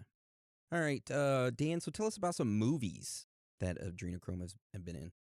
So, of course, like we said, the Fear and Loathing novel in 1998, where Dr. Gonzo brings a bottle of adrenochrome to Vegas, which in the movie is a drug that Duke claims makes pure mescaline seem like ginger beer. He then takes a tiny drop of the drug. Well, I wouldn't say a tiny drop. He takes like a couple tiny drops. And afterwards, he supposedly can't walk or speak for hours, which we do have a link to the video of that scene. It is about 5 minutes, but I'm not going to watch the whole 5 minutes. Yeah, if you want to watch it, just open it up, go take a look at it, and tell us what you think. I've already seen it multiple times, so.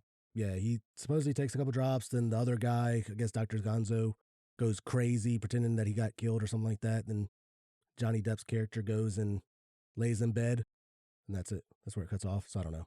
So I guess he gets stoned out of his mind. I don't know. Haven't seen it. Okay. The next movie that we're going to talk about is Jupiter Ascending. I brought this movie up multiple times. Yeah, you brought it up because you like to watch it because it has Channing Tatum in it. I like to watch it because it has Mila Kunis in it. She's my crush. 100%. Yeah, so in this movie, Earth is kind of like a farm planet where they harvest Region X, which is kind of like a nectar or whatever they call it. And I guess this kind of could be viewed as like adrenochrome. And a woman lays in a big bathtub with some liquid in it, which I believe to be the nectar or whatever. And they activate the machine to activate the chemical. And when she walks out of it, she is like way younger, which she says earlier in the movie she is 14,004 years old. I mean, could be viewed as adrenochrome, which made me think of like, what is that movie? John Wick? Oh, the chick was in the hot tub. Never mind. And then she slit her wrist, and then the water got filled with blood because of her wrist. Never mind.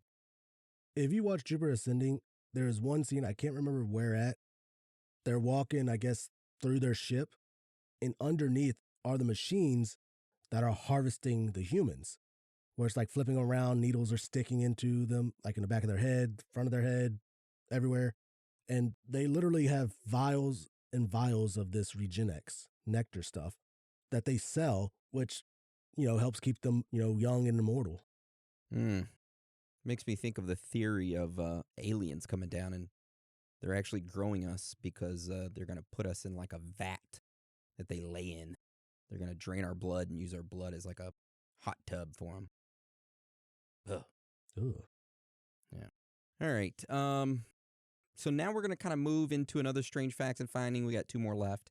But this next one is about Marina Abramovich, which if you've listened to the Pizzagate episode, which I'm sure all the Patreon members have, it is the weird woman who does her art exhibits, quote unquote art, in which she calls spirit cooking. And yeah, very weird. Yeah, it's very weird. I don't know if it's actual spirit cooking or just satanic ritual. There's a lot of like connections with adrenochrome and her that we mentioned in the Pizzagate episode. Also, another thing worth mentioning that we didn't really talk about in the movies, but Monsters, Inc. They're kind of adrenochrome harvesting, right? They scare the kids. The monsters do. The kids scream. It fills up the batteries of the monsters for their city and provides them with electricity or whatever, the scare juice. Yeah, whatever it is. I mean, someone said that. I'm just like, kind of. But I get it. Yeah. Terror, fear, scaring kids. Yeah. But you know what happens? What? Laughter is the better thing. That is true. That's a fact. All right, Dan, so tell us about this last strange fact and finding we got. The last ones we got are some newspaper articles. Yeah, we have let's see, I think we came across, 4 separate newspaper articles? Yeah, 4 separate ones. All from back in the day that talk about adrenochrome. Now, one of the articles is extremely long. And we'll list these articles up for you to go read. But tell us about this first one, Dan.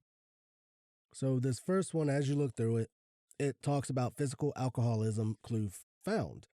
It talks about, people being alcoholics and stuff and their deficiency with certain chemicals in their body. And the one part that I do notice is on the top right of the article, it says give the alcoholic substitutes for adrenochrome or substances that will help juice up his own production of it. So therefore, they're saying give him some. Yeah, it says adrenochrome substitutes haven't been developed, but the doctor said ipramazad, a drug used to combat mental depression, may increase a person's production of adrenochrome. Hey, I wonder if that's why the elite want us all depressed. Is that depression increases our adrenochrome? Oh, possibly. But this article right here states, right, that the Canadian doctors from the University Hospital in Saskatchewan, sorry if I pronounced that wrong, I'm 100% sure I did, in Canada, that they're the ones who did this theory of this study to try to cure alcoholism. See, the Canadian doctors said their study suggests alcoholics have a low supply of natural anti-tension substance called adrenochrome. Thus, the doctors declared it may be useful for alcoholics to consider that they have a physiological, which can result in an abnormal, produce enough adrenochrome since they're alcoholics. So it's a condition they have because they don't produce as much. So they need something to increase their adrenochrome production, which they suggest giving them adrenochrome. Yep. And the newspaper articles from back in the day don't stop right there, because we got another one. This one was from an article from Buffalo, New York, that's titled Blood Pressure Cure Discovered. And it said a discovery that adrenaline, the human body's quick-fighting hormone, is easily converted into an antidote for high blood pressure. And that was reported yesterday to the American Chemical Society. The report was by doctors Kay Oster and Harry Sabatka at Mount Sinai, New York. So adrenaline comes from the adrenal glands, and during fear, anger, fighting, or anything requiring quick energy, the hormone is released. It not only raises energy, but temporarily increases your blood pressure.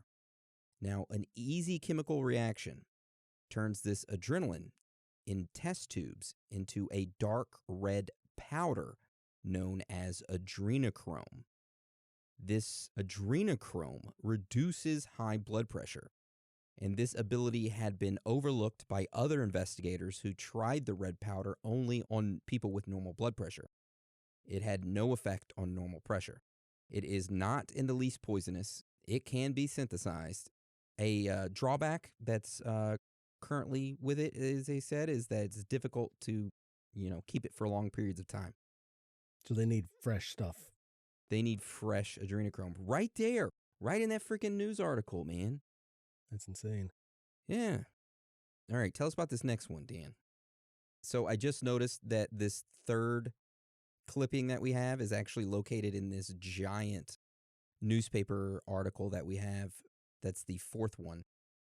So if you look at the fourth article, Dan, a food that does away with youth. Yep. And you scroll down and you see the chickens and you look to the left of the chickens. Oh. That's where that L is at. So this article right here, the headline of this article is "A Food That Does Away with Youth." And it was released on September 6th, 1914. Okay? Pretty old. So keep that in mind. All right? See, and it goes on to say remarkable discoveries about a glands in the brain that may enable science rapidly to turn children into men, chicks into chickens, calves into cows, to sate war's appetite for meat and men. Which it goes on. Hey, Baba Vanga. Yeah. One of H.G. Wells' imaginative works, The Food of the Gods. Hey, Ambrosia, Food of the Gods. Yep. But even more remarkable is a scientific discovery just brought to light, the effect of which may not only be supply food for the warring nations in a manner never before conceived, but may likewise furnish made-to-order men to fill up the decimated ranks of the contending armies. Wow, that just sounds fucked. Wait, while children who ordinarily would not be old enough to fight for their country for 10 to 15 years may perhaps be developed so quickly that they may take an active part in the war within a year or two. So they're creating food to make the people grow older quicker. So what this article is about is that they took a bunch of animals, chickens, guinea pigs, a couple others, and they were feeding it parts of pineal glands from lambs, I believe. And they noticed the increase in growth from the ones that were being fed the pineal gland with the ones that weren't being fed it. And like the article that you had earlier, beside it, it showed two chickens. One on the left was fed the pineal gland of a lamb, and the other one wasn't. And by, I think, like 9 weeks or so, the chicken that was fed the pineal gland was almost the size of a 3-month chicken, while the one on the right was like still small. They did an assload of experiments. They did this on 110 guinea pigs, 18 puppies, 14 adult dogs, and 10 chickens. His plan was to feed to very young animals small quantities of fresh pineal gland from cattle, keeping a record of the changes in weight, in contrast to the other animals who were not fed that. Read the next paragraph. The pineal glands were obtained partly from calves, partly from young adults, approximating 3 years, and partly from general... Wait, what the fuck? Did they just insert that right in between the cows? Wait, hold on. The pineal glands were obtained partly from calves, partly from young adults, approximating 3 years. Maybe I'm misunderstanding this as well. That when they say from young adults, I'm guessing from young adult cows. It's got to be. But the way they worded it in there makes it sound like freaking young kids. Yeah, but see, and what makes it even weirder is the fact of the big ass picture to the right of it. The way it's labeled underneath of it, victims of Moloch. What the fuck? I just now saw that. In the open and fiery jaws of a monster representing war, millions of submissive slaves are meekly advancing, accompanied by ignorant multitudes and carrying the produce of their labor. They're basically making them grow extremely fast so they could use them for war or labor, basically making them into slaves. All right, hold on. Let's go back to the experiments, and then we'll talk about that. Man, this is a fucked up article. All right, so they took the glands for the food for these animals, these bunch of animals, and they rinsed them free of blood, and they stripped them of adherent tissue, and then grinded them to a fine paste without drying. And then they mixed it with a sugar milk in a quantity of half a grain, and milk sugar represented 10 milligrams of pineal tissue. The mass was made into a half a grain tablets and quickly dried in room temperature. Oh my God. The first experiment, which was performed in anticipation that feeding would retard development, was begun on children. My God, they used different words back then.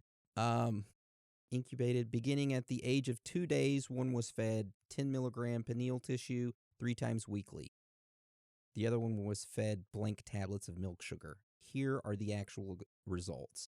At the end of the 3rd week, the pineal-fed chicken weighed 219 grams. The control chicken weighed 92 grams.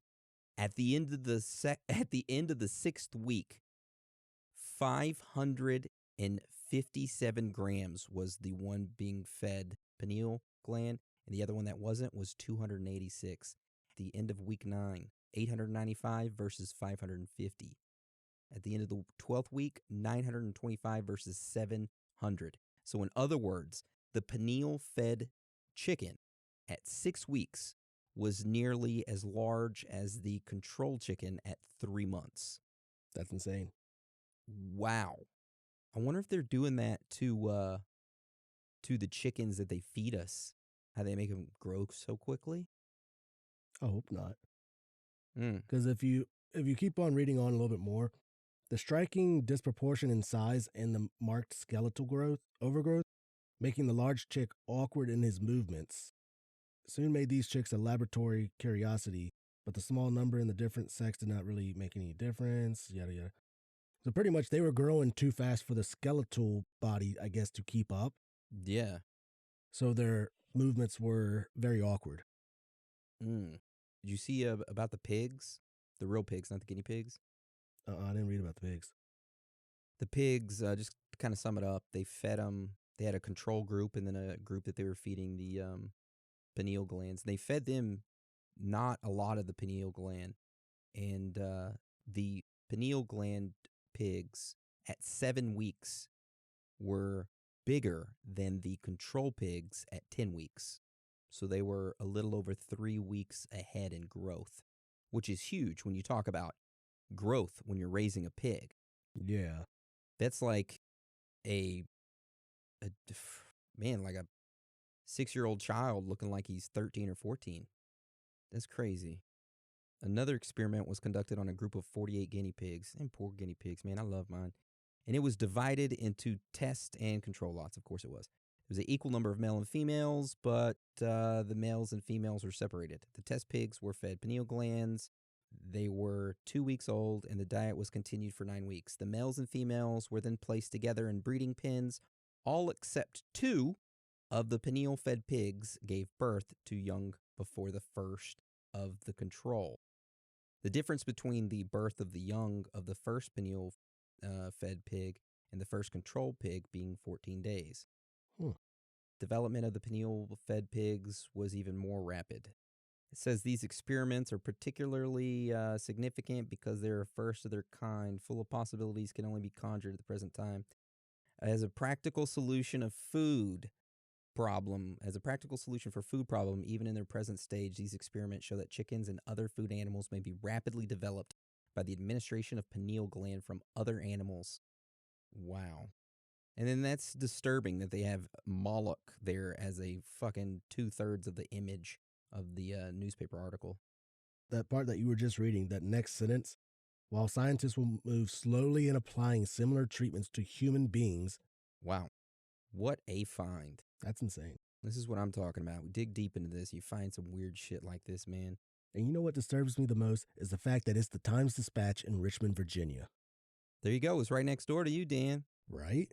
Yeah, so they published this, but it was a republish of the Star Company, which was in Great Britain. Oh, yeah. They own the rights to this article right here. By the Star Company, Great Britain rights reserved. That's crazy. Yeah, it is. What a crazy find to end the Strange Fact and Findings with. Right. And I guess now we move to theories. So do you want to go first, Dan, and tell us about the first theory? Yeah, I'll go with the first one. So this is the number one theory that goes with adrenochrome. Reptilians need adrenochrome to help them survive. It's like a necessity for them. It is believed that most of the elites that rule the world are in fact reptilians, and they kidnap children to torture for their satanic rituals and then harvest the adrenochrome from them. Like, number one example, we're going to say it. Queen of England, reptilian. Yes, it is believed that she is a reptilian, and the fact that a bunch of kids in Canada went missing when she was there, so it's believed that she did kidnap a bunch of kids. Bitch got COVID-19 now. Yeah. Respect. More fun to this one, just because I thought it was funny. Prince Charles, her son, is supposedly a descendant of Vlad the Impaler, the one known as Dracula. And he supposedly, after he killed his enemies, dipped his bread in the blood of his enemies, which was never actually proven. Man, that's how you get AIDS. Yeah. He was just very brutal, but his name was Vlad Dracul, which Dracul meant dragon, so maybe reptilian? Who knows? Hey, I like that connection, Dan. I like that theory. That's actually really good. Damn. Yeah, it was just fun to think about. Vlad Dracula, Vlad the Impaler was actually a reptilian. Maybe all of the big world leaders over a period of time not over a period of time, but all the big world leaders have been reptilians. Maybe Caesar was a reptilian. Didn't he get stabbed a bunch of times by his own people? Yeah, the own reptilians turned on him. All right, so let's go on to the next theory, is that they do harvest adrenochrome, but it is only a byproduct of what they are really harvesting, which is organs. Now, the true purpose of kidnapping these kids or teenagers is not because of adrenochrome. It is because of them wanting their organs, and their organs are kind of like still healthy, and they haven't been tainted by most of the chemicals and toxins that most of us have to deal with. And they are harvesting their organs, and then terror and fear, of course, happens, and they say, hey, why not? Let's go ahead and get adrenochrome while we're at it. Yeah. I can see it, you know? I mean, wasn't there a market for organs? I mean, there probably still is, right? Yeah, there still is. I did an episode over it. I think it was one of the Theories Thursdays on Patreon. Yeah. Where I talked about organs and people selling them.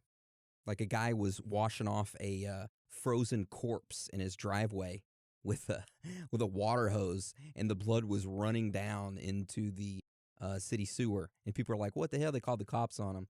And he was able to do that because people would donate their family members for quote-unquote scientific studies.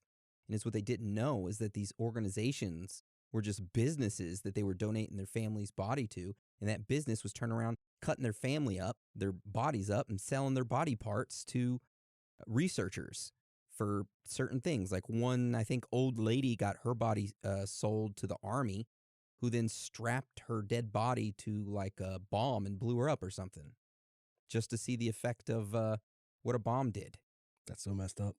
And a warehouse was found with like tons and tons of different body parts. It was a great episode, that one. It was a good episode. Crazy. Super crazy. But yeah, I mean, that one right there, I kind of believe that. Yeah. They do harvest adrenochrome. It's a byproduct. They use adrenochrome as kind of like the wag the dog, like look over here while we're really doing this over here. Yeah. Which kind of brings me to the next theory that we have, is that adrenochrome actually isn't being harvested from children because they can make adrenochrome synthetically. So why would they go through the trouble of kidnapping, sexually torturing, and then killing a child to get adrenochrome? Which I know that some people might actually just do all that stuff just because they're sick individuals, like the elites. Oh, yeah.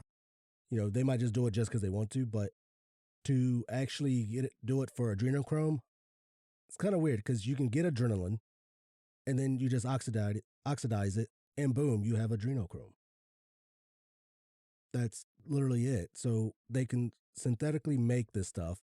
Like Wuhan is supposedly either that's natural or it's synthetically made, but they're selling it. So why would you have to go through that trouble? Can we make our own adrenochrome out of our own blood? I need you to come over here and scare me when I'm not expecting it, and then have a needle and just draw it out of me. Maybe we try. Okay. Hey, if anybody's out there, if anybody out there wants to be a test subject and consume my adrenochrome to see if you grow into a giant, let me know. Send us an email. I'd love to hear from you. The amount of emails you're going to get from that. No, please don't send me an email about that. I could kind of see that theory. I mean, but then again, I mean, maybe synthetic adrenochrome is not the same as the true adrenochrome from the children. It's not as good as the fresh adrenochrome. Yeah. I don't know. All right. So let's go on to the next theory, which is called PSYOPs. So this theory goes off the fact that adrenochrome harvesting is made up to kind of add to kind of like wag the dog, look in this direction as the pedophiles operate their pedophile ring, right? Because, we all know that pedophile rings are real. Someone, a.k.a. Hunter S. Thompson, started saying that they were torturing children to harvest adrenochrome as well. Now, it was him that kind of like brought up the harvesting it from people's bodies. Like, he's the one who first kind of like mentioned this. And I mean, going through some of the studies, none of it talked about actually taking it from a person, but more so like synthesizing adrenochrome, right? So maybe this adrenochrome is used as a way to true happenings of the pedophile rings that are going on. So when somebody brings up, oh, hey, there's a pedophile ring that takes kids, they automatically associate that with adrenochrome, and they automatically, disregard it as some crazy conspiracy. I think it all revolves around like the QAnon stuff where that person, whoever that is, brought it up, which then just blew it out of proportion. It's like, it made it into like a more of a quack conspiracy about pedophile rings. That's one article I read. Do I believe that? I don't know. I don't care, to be honest. All right. Well, I respect that, Dan. Okay. All right. So, why don't you tell us about our next theory? All right. So this next theory is from what someone said on Reddit, which actually kind of had me thinking about it, is that the whole idea of adrenochrome and harvesting came from a game called Resident Evil Survivor that came out in early 2000. And this is what the guy on Reddit wrote. Resident Evil Survivor is about a man named Andy Holland who crashes his helicopter onto an island full of zombies. The island is in the hands of the evil Umbrella Corporation, Big Pharma. They are ostensibly a normal company, but in reality, they are founded by Oswald Spencer, an aristocratic billionaire, he leads, whose main goal is to find the key to eternal life. Jeff Bezos. Andy has to get to the bottom of the hordes of zombies and insane experiments being done on the island and make his way to safety. Now, here's where he said the shit gets weird. During the game, you find out that the island is a giant child trafficking ring. Orphans from all over the world are being kidnapped and sent here because the Umbrella Corporation wants to harvest beta-heteronon-serotonin, which is a completely made-up chemical. But they're harvesting something from the children. In this game, this chemical can only come from kids. After puberty, you can no longer make it.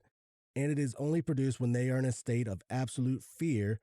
So the Umbrella Corp tortures the kids and does surgery with no anesthesia to get it. So he believes that the idea of adrenochrome harvesting came from the game. Then he believes that it was mashed together with Hunter S. Thompson's book, Fear and Loathing in Las Vegas, where they do talk about adrenochrome and it, must come from a living human. But he's just like, he never really understood why they got put together. So basically he's saying, look, this was completely made up, some fiction thing that was made up and blown out of proportion. Yep. People just trying to put an explanation to why so many kids go missing. There's so much weird shit that we don't know about. This is a good theory behind it, and it's super weird, this Resident Evil Survivor game. Like this video game right here, even though Resident Evil is a very popular game, this one copy of this game, well, not one copy, but this series in the game wasn't very popular at all. I played it a little bit. Did you? A little bit. I never played it. I never even heard of this one. Well, it's a weird theory. I just thought it was interesting just because of how the last part of it actually kind of fits in. Yeah, it does, almost to a T.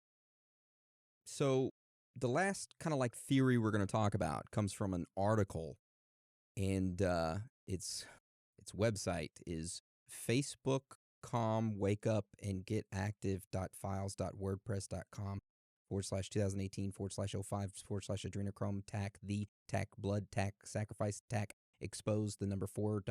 Holy shit. And we'll have a link to that. I hope so. It says consciousness aware for all, and it talks about adrenochrome and the blood sacrifice exposed. And it's a 2014 article, and it says, whether human or animal, the blood sacrifice has long been a part of rituals for many civilizations, past and present here on Earth. From the Mayans to the Egyptians, from the Jews to the Muslims, from the Aztecs to the Chinese. From the Zulu to the Greeks, virtually all civilizations have taken part in this ritual. But why? Why do human beings feel the need that they can benefit from taking another life of a human? So it goes on to state that, blood sacrifices are supposedly performed to gain favor in the eyes of some deity, in the coming year. Some are done as punishment for evil deeds. But they go on to say that they have discovered another reason for this blood sacrifice is for the extraction and collection of adrenochrome. And then they go on to talk about adrenochrome and what makes it so valuable. And it asks, who would want adrenochrome? We've talked about the elites and stuff. They go on to say, get this shit, former U.S. Vice President Al Gore was once apprehended at an airport with a suitcase full of packets of his own adrenochrome-laden blood. Now, this is oh man, this is according to Uncle Alex Jones, Alan Watts, and Fritz Springmeier. All high-level bureaucrats and VIPs carry around at least 2 pints of their own adrenochrome-laden blood at all times. Aside from its mind control and euphoric properties, some believe that consuming this blood, it kind of like steals its life force and transfers it to the drinker, blah, blah, blah. And then it talks about like who would want to drink the human blood, the reptilian blood legacy, Anunnaki, Nephilim, Dracos, Nagas, and that our Earth has been infiltrated for hundreds of years by these beings, these extra-dimensional reptilian entities who manipulate global policies, business, banking, military, and media, basically all forms of your life. And that's why they carry around 2 pints of their own blood, or others' blood, so they can get that adrenochrome fix. And then it just talks about how numerous groups throughout history have like kind of dedicated themselves to reptilians, like the Brotherhood of Snake, the Knights of the Brazen Serpent, the Cult of the Serpent. They talk about the Anunnaki statues and all that stuff. It's a very interesting read. It's the very last part that gets me. He goes into his like personal belief of it.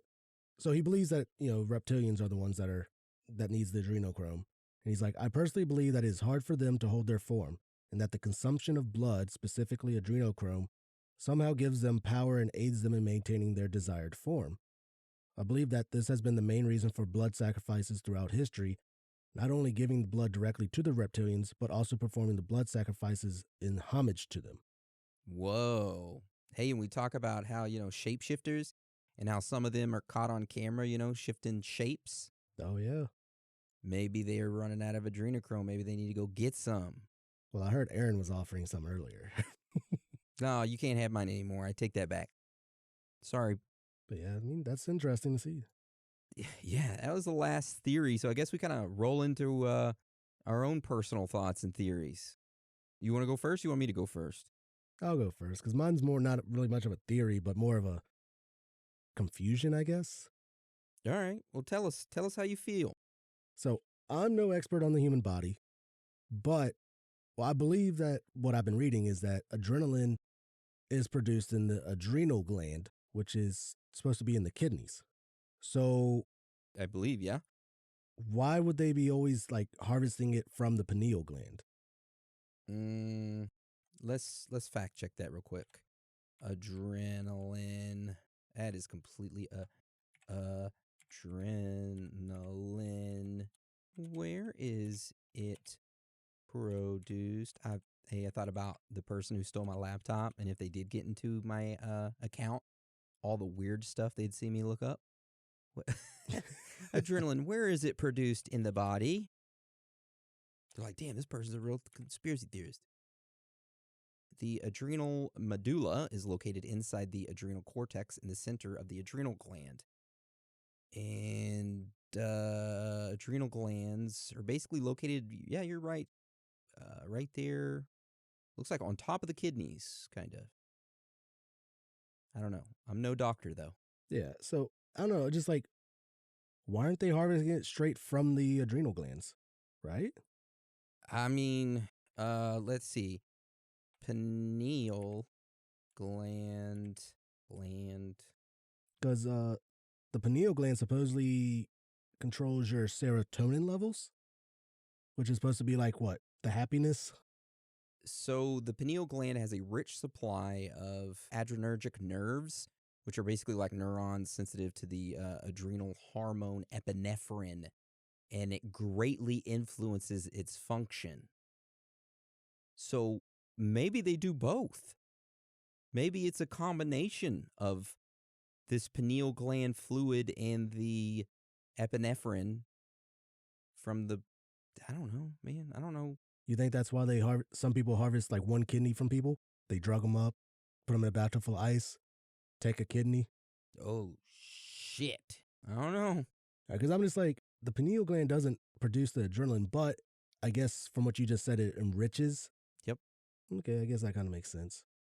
I don't know. I'm more on like the organ harvesting, if anything. Okay. So you think it's fake? It's and they're really doing organ harvesting, or that they do harvest adrenochrome, but the main thing they do is organ harvesting.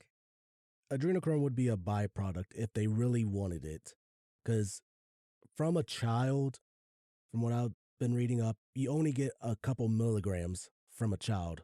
Like, so why wouldn't you go for an adult that produces more, or just go synthetically? But supposedly, I mean, the child doesn't produce the right type after it hits puberty. That's true too. It's according to that one theory or whatever.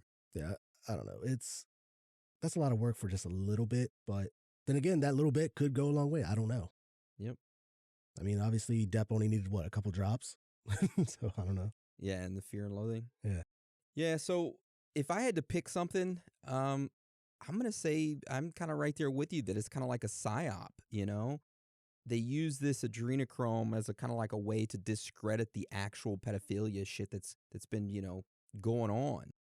We do know that pedophile rings are real and the trafficking of children is real, but then you add this kind of like cannibal blood drinking stuff or blood eating stuff, you know, and people see that and they automatically, you know, discredit not only that, but they discredit the pedophile rings and like, you know, the trafficking of the children because they associate it with this adrenochrome. Yeah. It makes me kind of believe that there is a trafficking ring, but they're using this as like a psyop.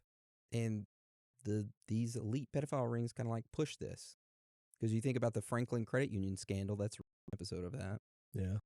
But maybe this is just a tool to muddy the waters for them to get away with what they're truly doing. Kidnapping kids and selling them or taking pictures of them and selling them or using them as slaves or maybe, like what you said, organ harvesting. Not going to say that all the kids that been kidnapped, because, you know, some of them have went on a stand against like Epstein and Maxwell or Ghislaine Maxwell. So, you know, they're not all dead. You know, ones that were forced into like sexual things on Epstein Island. Yeah. That we're aware of. Yeah. I mean, so not all of them are, you know, having their organs harvested. Not saying that any did happen there, but I don't know what else happened there, really. All kinds of shit could have. Yeah. You could have a full-on adrenochrome factory in that basement on his island. We don't know. But what I do know is this was a great episode, and I enjoyed it, and I hope the listeners enjoyed it. I hope so. Dan kicked it out of the park with research. A lot of crazy stuff in this. I know probably people would just be like, we didn't talk about the Queen enough. The elites. Queen gets her own episode. Yeah, she was part of the royal family one. All right. Do you got anything else you want to add to this episode before we roll on to a little bit of free talk? No, I'm done with adrenochrome. All right. So now, like I said, I guess we go to free talk. So how was your weekend? Was it good? It was pretty good. Just researching, relaxing. That's good. Being bitten, scratched up by Coda. Ah, that sweet baby boy. He can do nothing wrong. Yeah, him teething. Oh, yeah. You just got to yank those teeth out, man. Get him a bone and get him to chew on it. Well, I don't know if that's right. Actually, take no advice from me regarding dogs. He has a bunch of chew toys that he does chew and chase around the house and all that stuff, but there's at times where he just wants to play with me, and when I mean play, I mean bite the shit out of me. Damn. Which, I mean, it's not that bad. I hope you survive. Yeah. Well, my weekend was boring. Didn't really do much. Kind of relaxed, which is what I needed, seeing that for the next, 13 out of 14 days I'll be working. But then after that, I'm done with work, ladies and gentlemen. I will no longer be a resident of New England. I don't think I've even said this on the podcast yet. I am moving back to Texas, the good old Lone Star State. Mount Carmel, Branch Davidian Compound, called me up, and they said, hey, we need our leader, Aaron Koresh, back. I said, well, I'm going to saddle up then. I'm going to head down there. I'm fucking tired of this snow, tired of shoveling it. I'm tired of everybody being an asshole to me on the road. Bunch of assholes up here that are drivers, man. Dude, there are. Especially in Massachusetts. Everybody flips me off for no reason. I don't even do anything. Feel better? That's my that's my free talk for the week. I mean, hey, you whipped my ass in the MTG. Just saying. Oh, hey, I'm getting better at Magic the Gathering, man. I'm getting better at it. It's all just about like learning the cards and the moves. I'm slightly improving. You'll get there. It won't take you long. You're way better at math than I am. So you'll beat me. You'll surpass me fairly quickly. We will see. We will see. Yeah. Well, I guess that's the end of the episode today. I want to thank you for joining us today. And again, thank you for the support. You are all amazing. Every single one of you. So with that being said, Aaron, roll us out. Sure will. It's okay to be out of this world with your thoughts. Because you are not alone.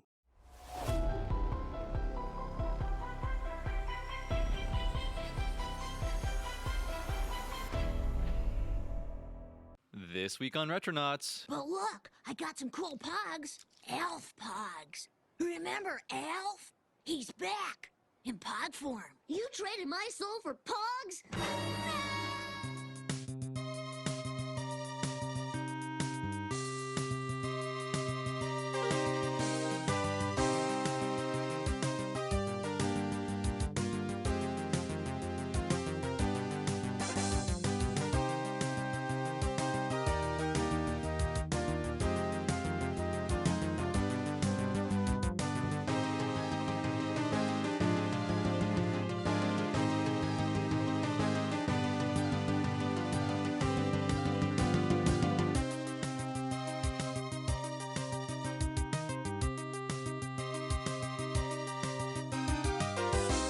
Hey everybody, it's me, Bob Mackey, your host of Retronauts, and this is Retronauts Live, episode 44. Today's topic is a 90s grab bag, because this is our 90s week, sort of. And today, which is Thursday, and tomorrow, we're going to have plenty of articles about the 90s on our site. But before I get into anything super detailed, let's go on to introduce our guest for today. Who do we have to the right of me? Marty Sleva, editor for One Up. What are you doing, Marty? I'm hanging out. Hanging out? I'm excited to talk about the 90s. Awesome. Yeah. Jose.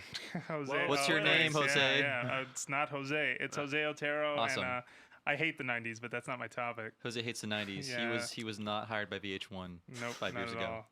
Or however long that was. Just, yes, like I said, today's topic is going to be just a variety of 90s topics, because we're hard at work writing articles about the decade for you guys. But first, there's actually some retro news worth speaking about.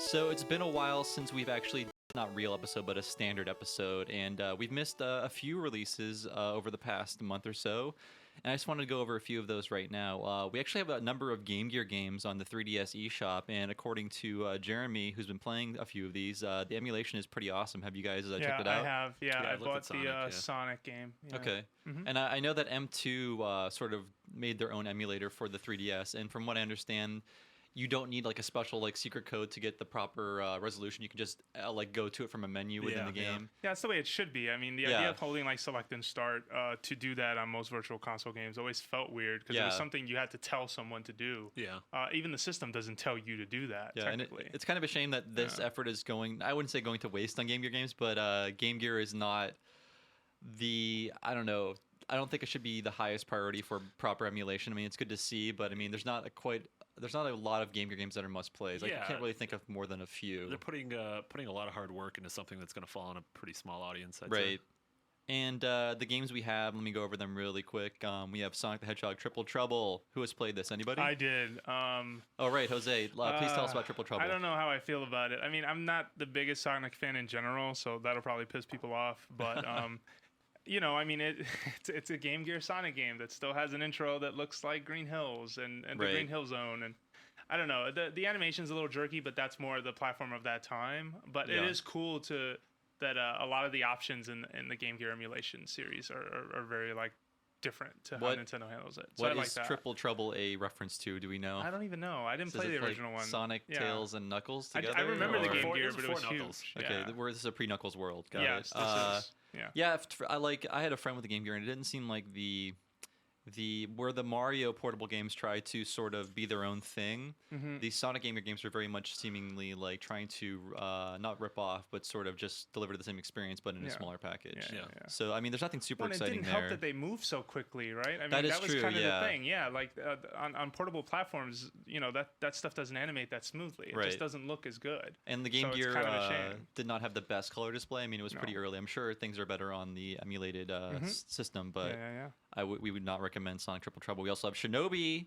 I should have bought that instead of This, Sonic. I'm guessing, is probably related to the Master System port, although I did not do my research on this. Sorry, folks. But I believe, I think the best version of Shinobi 2D is, what is it? Is it just called Shinobi the Revenge, the Genesis one? Does anyone know? I'm pretty sure It's the one where you that's fight. it. Like Batman and Yeah. Spider-Man. Yeah. Wait, That's isn't that amazing. Shinobi 3 The Revenge? I Or is don't it the know. original? I don't Okay, know, I'll man. make People are sure. getting mad at us Yeah, now, but yeah, Jose's they're looking like, it up on dude, Wikipedia, so we can correct ourselves.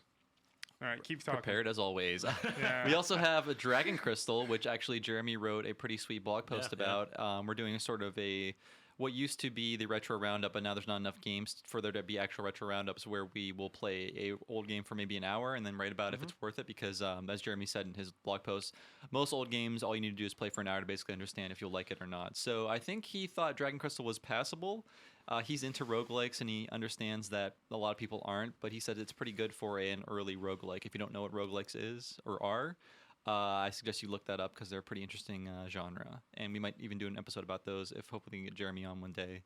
Mhm. He's sort of ill today. So. Yeah, it is The Revenge of Shinobi, or Yes. published in Japan as the Super Shinobi. Okay, Revenge of Shinobi. Got it. Yeah. Sweet. So yes, if you want to fight Spider-Man and Batman, you probably need the cart because I think they've been edited to not get sued.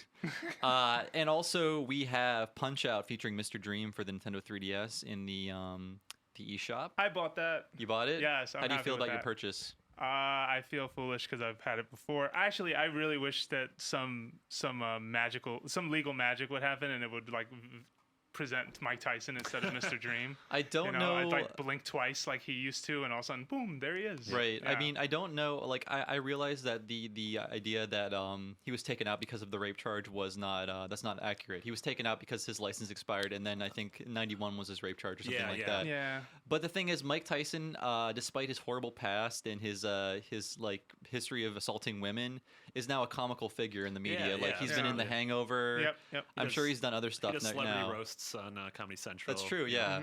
And I think, like, don't you guys agree that now is the time to put him back in the game, or at least try to barter with him? Because I think his asking price is much lower than it was in the 90s. I feel like he has to be in like extreme debt right now, so that's why he's doing all these things. I wonder if that's why he eventually found his way into the Knockout King / Fight Night series, because he was someone he was kind of like the Michael Jordan, the character that that they couldn't cost get too much money, for Right. license reasons. Same thing happened to Barry Bonds. If you follow your sports games and know baseball, where they'd put in a substitute player because they couldn't afford the license. In Tyson's case and Punch Out, I mean, I think Punch Out's better with Tyson. Like, I don't care for him. Who the fuck is Mr. Dream? That Like, being I said, don't Yeah, care. Mr. Dream is like the Caucasian Mike Tyson. I don't know if have you Yeah. ever seen what he looks like. I've It's just never- they basically no, never, made his never. they took out the gap in his teeth, made him whiter, and Mhm. sort of got rid of the face, but Does it's he still have the the exact fade same. still? He had a fade with a little like line in his I hair. don't think so. I think they just changed the Yeah. face in the skin color, but essentially he fights exactly the same as Mike Tyson. Yeah. All right. Yeah. Yeah. That being said, though, I still think Super Punch Out is just leagues above regular Punch Out. I agree, and that is an atypical, unusual opinion, but I hold it as well. Yeah, you guys can go jump off a cliff together whoa. because I disagree. You hate it because it was released in the 90s. Yeah, probably. It No, was I didn't really get into Super Punch Out as much as I did the original, but I will say that fighting Mike Tyson was not a joke, and I still remember the stupid password for the NES everybody version. does, except for me. I don't. 007-373-5963. Oh my god. Number, so write it down, folks. Yeah. Yeah, so claim my very low wages. Just don't steal his identity. I don't know. Like Jeremy wrote a blog post about this one too, about how he feels a little that he's part of the problem in that he bought Punch Out on his NES and for the Virtual Console, he bought the NES version, but he had to buy it again for the 3DS because those platforms don't speak to each other. I can say the benefit of PSN. I mean, it's been hacked and whatever, and has its problems. But I was able to buy. Harvest Moon, put it on my PSP for my girlfriend to play, and then put it on the Vita for me to play. That's We cool. both had it. Yeah. So like, I don't know. How do you guys feel about Nintendo and their ways, and what do you think is going to happen with the Wii U? Just a small sidebar. In a perfect world, you would be buying the license to the game and be able to play it on whatever platform is capable of playing it on. That being said, I don't think that's going to happen with the Wii U. I mean, it'd be amazing if the Wii U and the 3DS and then whatever the next successor is all communicated with each other in that way. But honestly, I just don't see Nintendo doing that. It's definitely becoming the white elephant in the room. The idea of like how many times you need to rebuy a Virtual Console game. And in the case of Punch Out specifically, I wish there would have been more effort with it being more of a 3D Classics remake, because I think that would give me more of an incentive. I mean, I bought it anyway, so I'm a hypocrite. But that would have been a better incentive for me to want to get it to that specific platform. Right. It's just, I think Nintendo's is slowly like at least accepting that, hey, we have this great catalog of old games that were on non-portable hardware, and we should slowly kind of push that down to, something like 3DS. I think that's slowly happening though, for some weird reason. I mean, the Virtual Console games we've seen, I don't know. I hope that it can at least inspire them to say, hey, maybe we should just make one thing, one license, buy it, and you can have it 4 or 5 times. We'll have some sort of DRM. Or at the to very it. least, if Nintendo had the mindset of maybe lowering the prices of some of these, these old games, you've bought them so many times, I could swallow it if I was paying $1 for this. Yeah. Or if how you much release them is in bundles. is it still $5 for Punch Out? I think 5, so. 6. They usually go around 5, 6, Got 7, depending. Yeah, I'm just hoping for like a non-Club Nintendo style account that you could log into various systems with. I don't think the 3DS has this sort of capabilities for that. Maybe they can Club patch Nintendo it in or tracks something. what you buy though, and It Club does. Nintendo does say, hey, you bought this on eShop. So I mean, the tech is technically there, but I don't know. I think it could. I mean, eShop has been upgraded already, so that it'll retain my credit card information. Oh, now. that's nice. They You know, never like did I that don't have before. to. I don't have to constantly re-enter the stupid. Well, if you trust, You have to enter your county. I remember, I moved around a lot. I always have to look up my county that I lived in when I would buy Virtual Console games, like Portage. No, okay, no. Okay. Yeah, I think first week of June is gonna be a big moment for Nintendo. If at E3 they can, if they unveil some sort of an online plan for the Wii U that fans can latch onto. Otherwise, we're all just gonna groan. Yeah, I would not be surprised if they didn't, but it would be a great act of goodwill on their part if they did figure a way to do this. But also on the note of Virtual Console releases, we have 2 releases for the Virtual Console, which sort of flew under the radar. And if you go to Nintendo's press site, press.nintendo.com, they usually have full write-ups of the games that are out on Virtual Console. But for these, they were just like, oh, by the way, you can get this on Virtual Console if you want. But I wouldn't. Yeah, we also left out. Sorry, just going back to the Virtual Console thing. How Club Nintendo is giving away some of these. Virtual Console games just for being a loyal customer. Those have been the only gifts that have been worth the coins I've spent on them. Yeah. I think I got some posters I never hung up or something like that. Mhm, But yeah.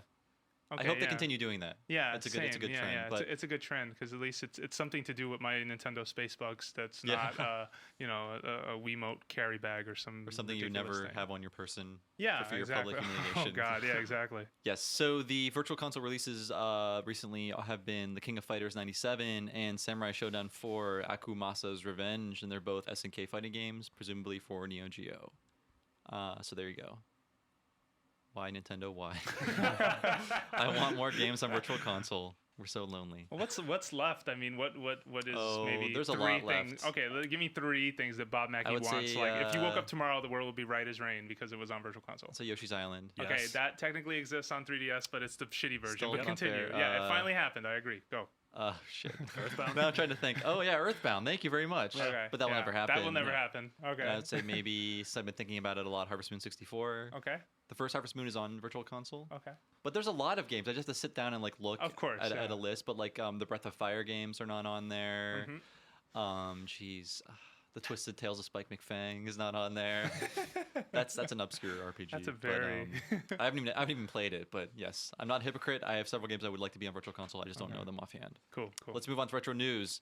There's been a recent leak based on some awesome hackers looking into certain directories on Microsoft's website that the Sega Vintage Collection Monster World is coming to XBLA. Yay. And this will bring 3 classic action RPGs to the XBLA thingy, marketplace, excuse me. Man, it's been a while since I did this. Yep. And they're going to be Wonder Boy Monsterland, Wonder Boy Monster World, and for the first time outside Japan, Monster World 4, which is, from what I hear, amazing.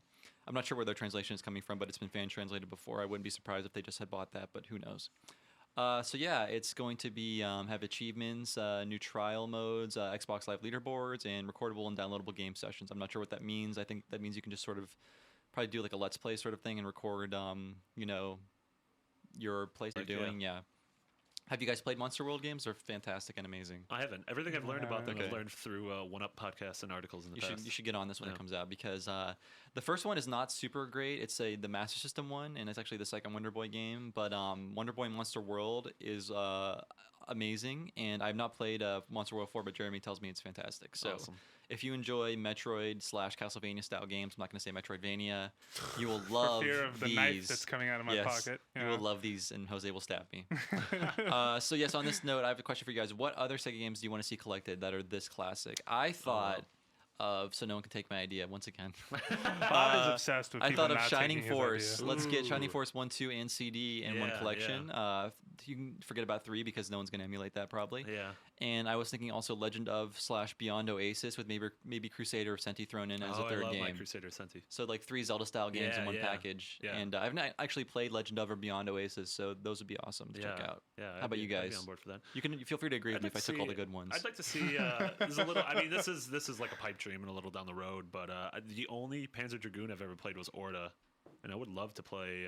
Well, it had 1 and 2 on it. I think there was sort of like it didn't have Spy on it though, did it? No, I know the first one was on there. I don't believe think only Spy the first is. one was on. And I always hear Orta. Saga is the best one. Yeah. The RPG ish. Yeah, I hear really good things about it. Yeah. And unfortunately, that's hard to find too. Yeah. But Sega's been doing. I don't want to say they've been doing a good job of bringing these out, but they're kind of doing it more often. I mean, the way they're treating these properties could be done better, and the fact.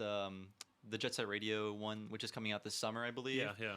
They couldn't get all the music, but based on their press release, it seems like they tried. And it seems like they're actually adding a little bit to it as opposed to Sonic Adventure and Crazy Taxi, which just gave you products with things removed. Yeah, so I guess I should take that back. They are doing a better job than they have before. Well, not a perfect job. Some of the best music is probably music they already own anyway. I mean, the stuff that Hideki, Naganuma did.